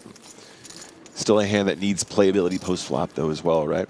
Yeah, I think we have to stick up for our raise there, though. And, you know, it's not, again, we're deep enough where it's not like he just gets to blast off into us. Yeah. I think the effective stack there kind of dictates that we're deep enough to still peel, but I can appreciate it doesn't feel good, does it? Yeah, yeah. Shalamov, you know, electing to be a bit more cautious, and that's reasonable. And that's reasonable. Shows the efficacy of that 3-bet, though. If we're getting 7s to fold. Yeah.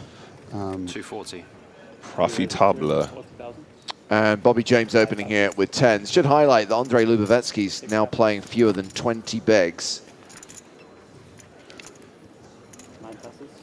Folds 9-8 in the small blind, and Shalamov has folded the big blind. Have you ever donned sunglasses at the table, Sam? That's not your style, is it? Only when I was in my first couple of years of poker. Oh, okay, okay. Yeah, I do think it looks quite good, though, sometimes. Like, hands on Wigg's making it look good. I mean, maybe. Was this while the poker face was coming along in It was development? before I needed actual glasses. So, you know, actually, You know, you can get prescription lenses for sunglasses, right? you know that actually it's a little embarrassing, but I used to wear fake glasses before I needed actual glasses, and I feel like it was a sort of biblical revenge where I was smited. My eyesight was smited for sort of imitating the afflicted. So so actually, once I needed glasses, it was great because I owned all these pairs of glasses. There's even a photo buried away on someone's Facebook page of me wearing glasses without lenses in them to a mustache bar in Dalston or something like this. It's thankfully buried but in the annals of time. You know. Shalamov completes in the small blind. And Bobby James checks his option. Yeah, these guys, Shalamov elected to play pretty cooperatively. I think that's quite a nice, whether that's an adjustment to like Bobby's style of play or just because they're sort of similar stacks and the raise doesn't force out too many hands.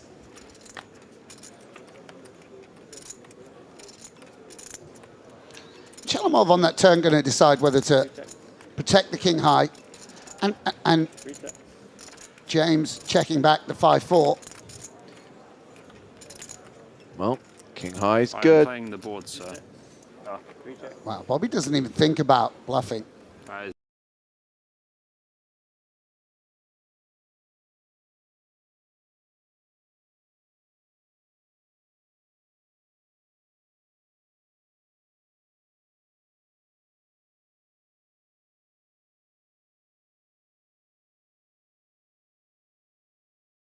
Talk about money and cars, mate. Nah, you don't need none of that. Money helps, but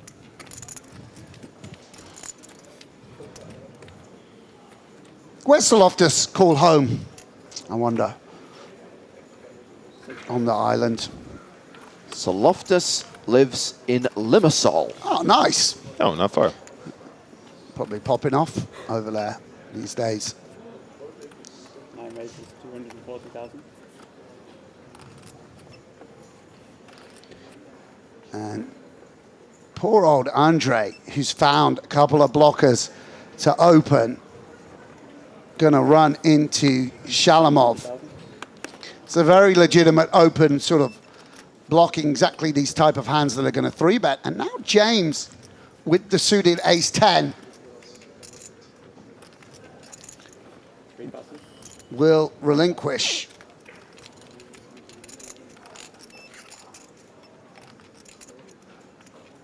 Frustrating for Andre. See, it was 3-bet and found the shove with the 9s against the same opponent. King 10 not really with the properties we want to do anything fruity. Yeah, and there you see a little sight. What might be a good candidate for like a little 4-bet fire back there, Sam? What kind of combination are we looking for? I would just want an ace. Just an ace? Yes, the ace is the all-powerful card in these kind of confrontations. Ace-5 off, maybe. Something like that.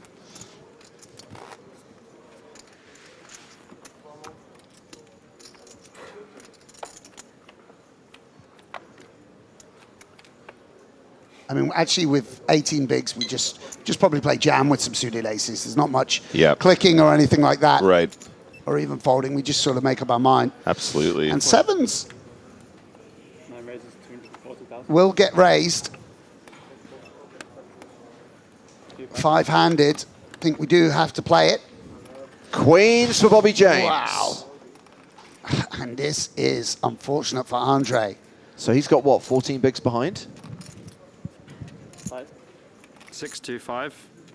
Yeah, and look at the sizing. So small in a spot where Lubovetsky can't really play too many peels. What does he want to do with sevens? Doesn't have any blocking properties towards top of range. Would we rather just put in an ace? And that's a very professional fold. The discipline, the mentality to not get frustrated there, really on display from Andre. Really, really nice.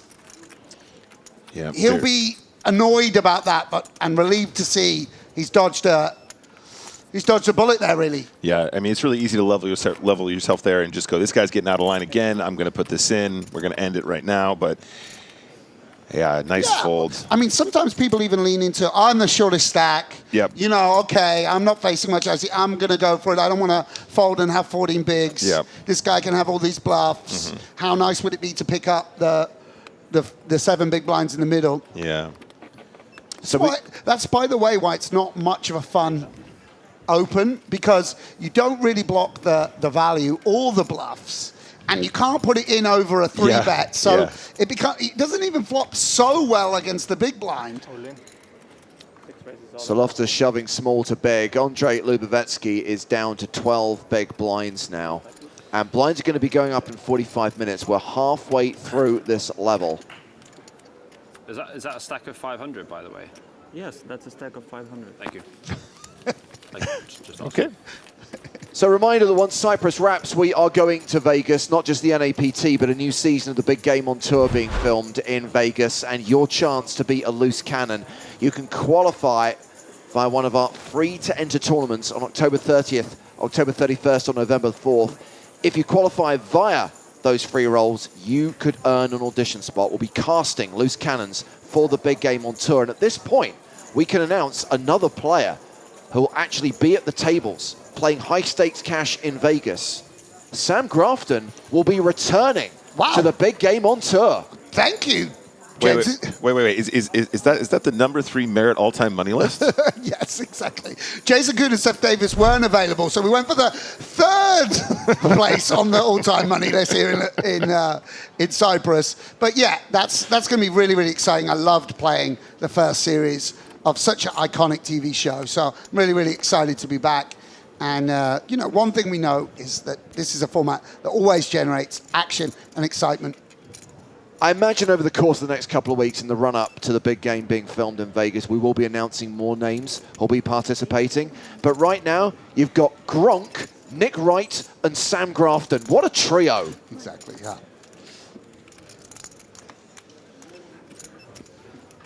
That's not Nick Wright, the famed PokerStars blogger. That's a different Nick Wright.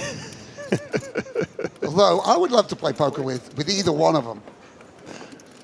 Yeah, and Shalamov feeling pretty happy with this hand in the big blind. Really nice hand to defend. We can see that it's a hand which doesn't match up against pocket kings particularly well. Just 10% equity pre-flop. And this isn't really the board Vice was looking for.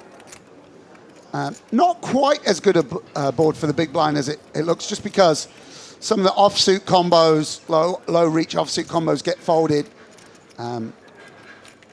But is this the texture where we size up, Sam, if we're in the cutoff here with the kings? No, I was about to say, like, maybe even just check back. We can't ever play a hand for 3 streets. Yikes. Right? Or very rare. Okay. So therefore, we just sort of, we got to take out something somewhere. Why not take it out on the flop? All right. Yeah. And I like maybe it. and pays dividends. Maybe they turn top pair with the second nut flush draw, something like that. That's right. Top pair for Shalamov and a big old flush draw. 250 into 660. Yeah, and I wonder if I mean, I don't think Ollie will raise just because the board is so dynamic, but I wonder if he can seize on this sizing. I don't think that the 2 pairs or flushes go this size with what I've seen of Shalamov. And Ollie is a very smart, sharp card player. He might want to just raise now and charge 7-8. Doesn't. I think that's understandable. Sure. Let's just let it play out and maybe get some big value on the river. And now. Wow. Big value for Shalamov now. Unbelievable run out. Makes the flush. Yeah, and Shalamov really delighted. Well, he probably felt like he has the best hand on the turn anyway. Will now go for more value. And Oliver Weiss's frustrating afternoon continues. Sizing, does he go? I would love to see a blocker bet induce here, Sam. What? Just snap Oh, fold. it was. Just knew it. It was. It was that 250 into 1.1. I love it. I feel like a fold that fast exemplifies the frustration you're talking about, Sam. No, I mean, in another way, you could say it's just a guy that knows his opponent and ranges. Of course, but, there was a little spice on that. Yeah, Ollie definitely is someone that you can sense a little bit how he's feeling. But the main question that, I've heard experienced poker players say this before, it's not whether you feel the emotions or not, it's whether you let it affect your game. And some people are just, happy to say I'm annoyed or I'm happy. Playing live here and played on the phone, and then the slider on GG, then I was squeezing 7-6 for infinite. Had to call the guy off. Yeah, there's queen. I sucked him out. Yeah, you see, I mean, phrasing. This is a guy who's played a lot of cards, played a lot of big stakes. Even cash games, big Omaha cash games. I would imagine. How do you say his online handle? I just say, I think with the numbers, it's going for skill mode. Skill mode, okay. Skill mode, just because that seems to be, that's an online-y type name, not luck mode or whatever. It's probably a gaming. It's not Skitu LM for there. No. How's your PLO these days, Sam?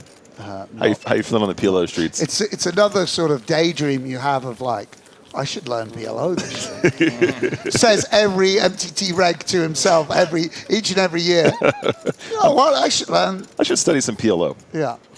It's would have been a good thing to do 15 years ago. You would be infinitely rich now and living in a mansion in Gothenburg just playing paddle every day.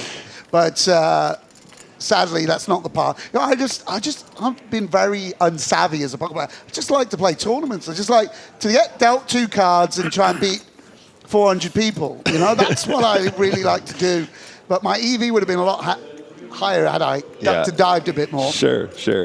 I mean, signed up for Max Payne, still committed to the cause. I love it. I never played private games. I never played Omaha. I never got, Supernova Elite, or I never did anything smart, basically. I just played the big 22, and then I played the big 109, and then played the big 215, and then I played the Thursday Thrill, and, eventually worked my way up to whatever. I've seen some of the books you read. You're pretty smart. Sure. Some of the books he reads don't even have a picture on the cover. Wait, what? Yeah. What? It's wild. There's no picture on the cover. No picture on the cover even. He has many leather-bound books, and his apartment smells of rich mahogany. Shalamov and Weiss going heads up to this flop. Jack 8-7, diamond. Yeah. And this, about 40% of the time, it works every time. What's the 60% of the time it works every time. 60% of the time it works every time. 325,000. The continuation bet from Shalamov. Weiss with the Queen of Diamonds, just deciding, does he want to do something with that? The 6, 7, 8. Is this a hand that gets check raised? Nope. I believe. A little change of posture.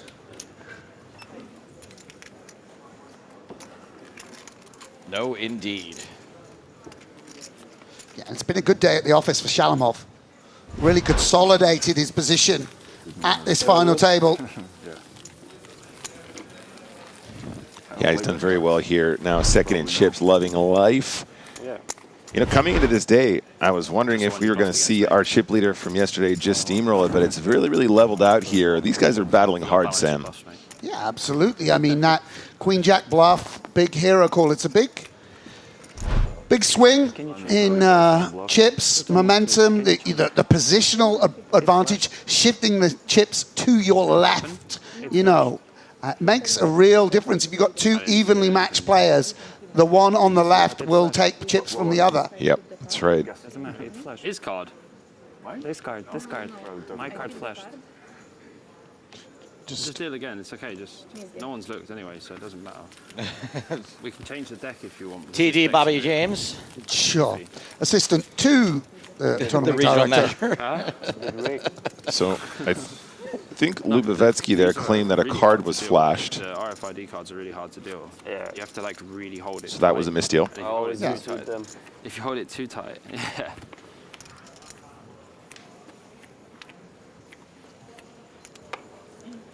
He lost a finger. So a little glitch in the matrix. It's his finger, not mine. I don't care.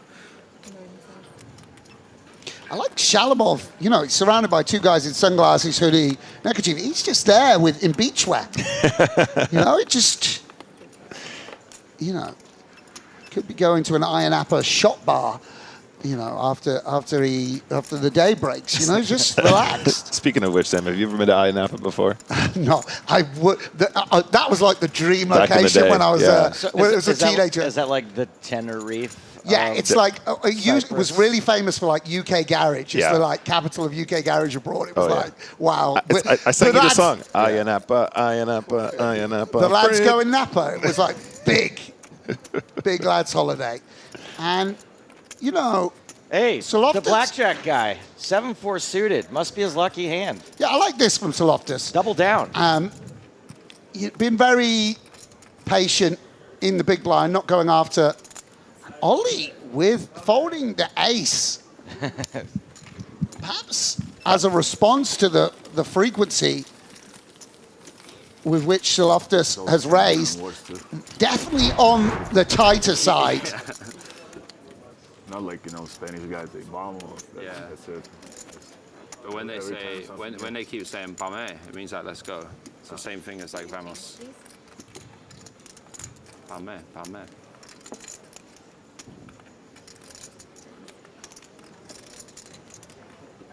Is that Greek?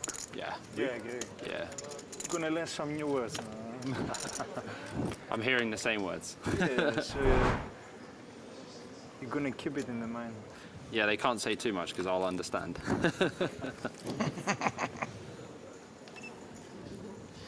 King 9 for Bobby James.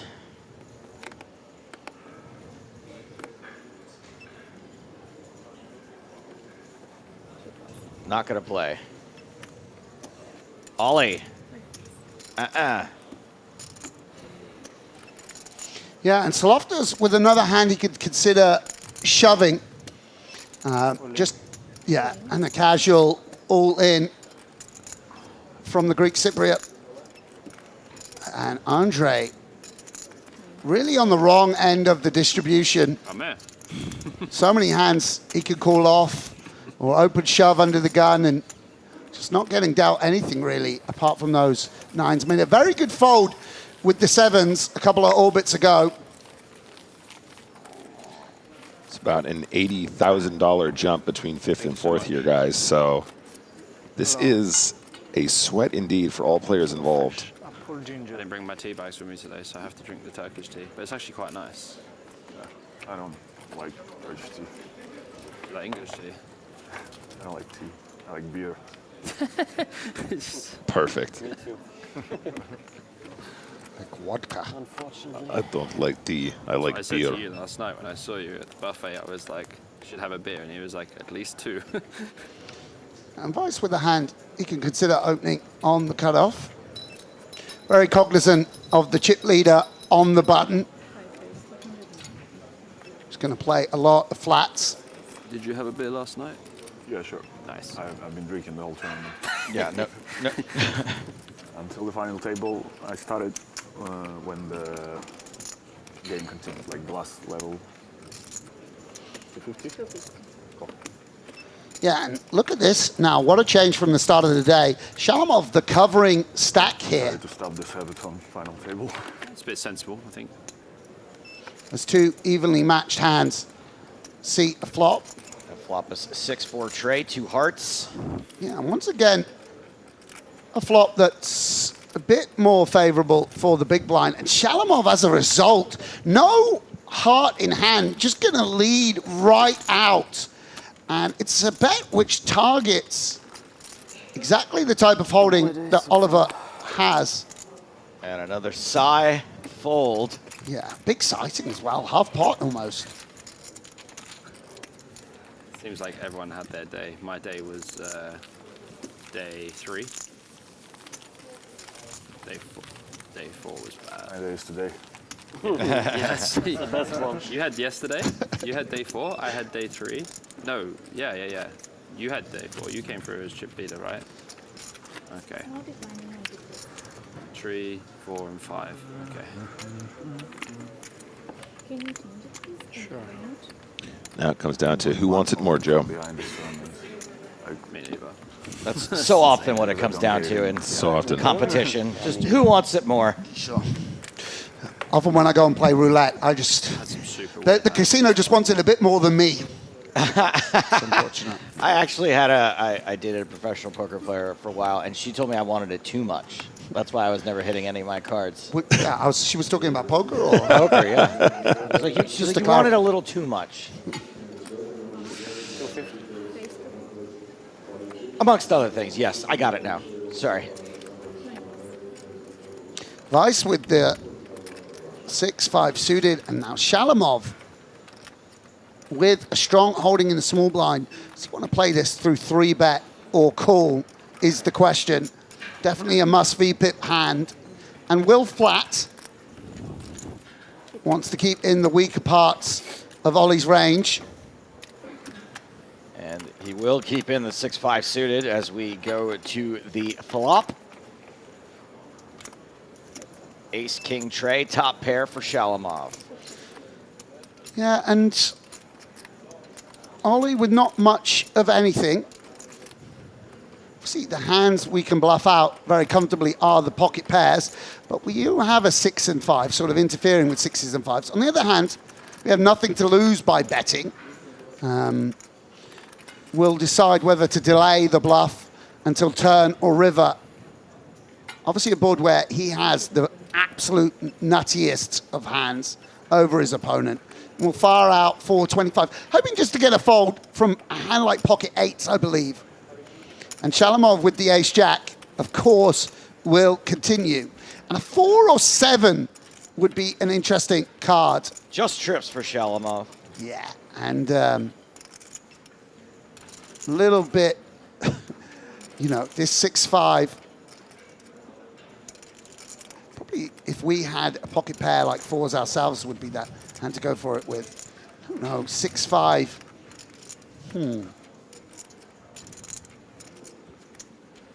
Do interfere with ace-6 suited, ace-5 suited. Is that enough? No. And I think that's a sort of sensible... The vice flag? Yeah, the vice flag indeed. And Shalamov now going to be comfortable going for value, you would imagine. It's like a polar sizing here, Sam, you think? Like, or given the action, we kind of want to try and size down. Yeah, I mean, well, this is small, the block sizing. I think with the jack, we want to go a bit bigger than this. Ollie still going to have, by the way, ace-6 some of the time. Yep.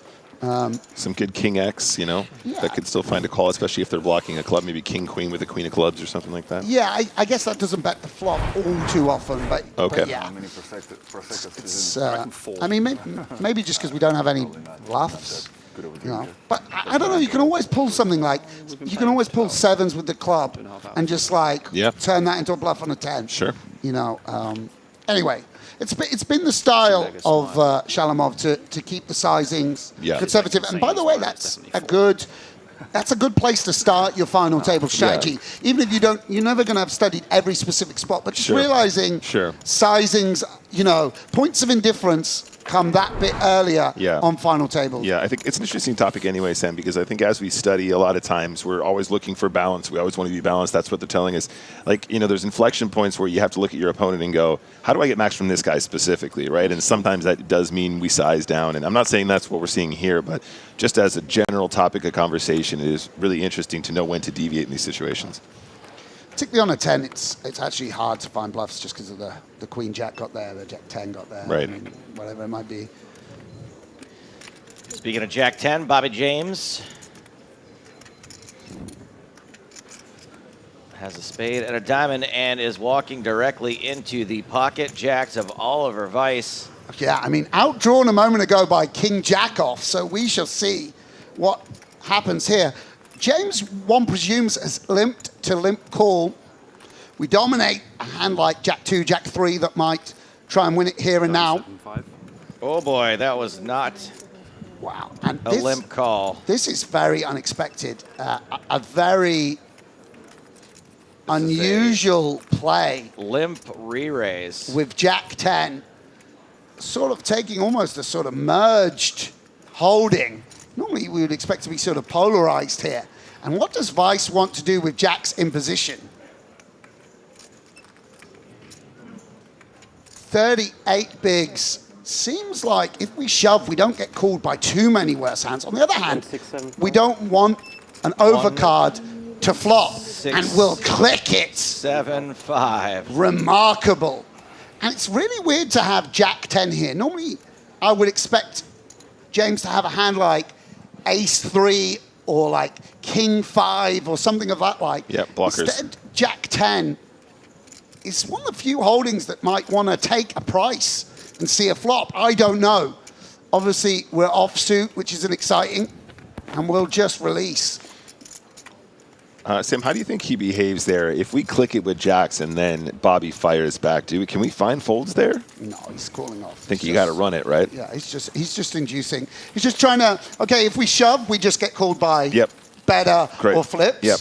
If we click it, we get them to spew on occasion. Yeah, little ace 5 suited, little artisanal sourdough spew. Yeah. And I say spew, still probably a very viable line, but that's what we're trying to induce, I imagine. Yeah, really, really interesting. I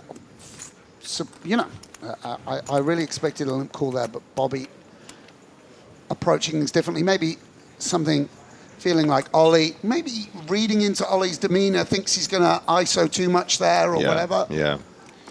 Doesn't want to play out of position. Very interesting. Playing in flow. Over to the blinds. But first decent sized pot we've seen Ollie take down in a while. King Jack for Weiss.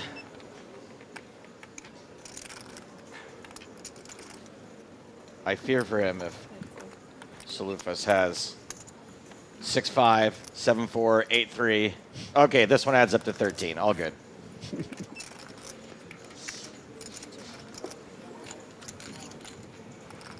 Just a limp check. Ace 9-7, pair of sevens for Tsouloftas. Yeah, and Ollie with a dominating King Jack. No need to bet. Too thin to protect. Obviously not a bluff. And Tsouloftas reaching for chips momentarily. Feels like you might want to bet this 7 on occasion as chip leader. Bet he does. And it's remarkable because if you could actually see Ollie's hand, this is exactly what you do. Just taking advantage of the fact that he's chip leader, and at this stack depth, Ollie's got to be very careful with chip leads. Happy with the fold, and can on occasion get called by worse, which is in fact what happens. It's an interesting one, right, Sam? Because with the King Jack, we think we probably do actually have the best hand here a fair amount, but on this texture, also feels like if they're bluffing flop, they're going to continue on turns quite often, especially if they have a semi bluff of some variety, right? Yeah, I mean, but we just can't fold the King Jack. Sure. Yeah, No, absolutely. It seems good. It's just tricky projecting down the line, and obviously being out of position makes this a challenging spot. Ooh, and it's a 7 on the river. Yeah, and here we see the benefits of betting all parts of your board, all parts of your range at some frequency. Ollie, again with a hand that doesn't function well as a bluff, but it's going to allow Tsouloftas to value bet his 7. It's always coming 7. 700K. 75-150. Yeah, I think so. That's what I was just working out as well. It would seem that Ollie doesn't have too many flushes in this line. Structure-wise, I would say it's probably. Ooh, did he say 750? 650, nice. 650,000. Going Smidge. for a shade under pot. And I do believe we have a pretty good bluff catcher here. See, we'd like a spade.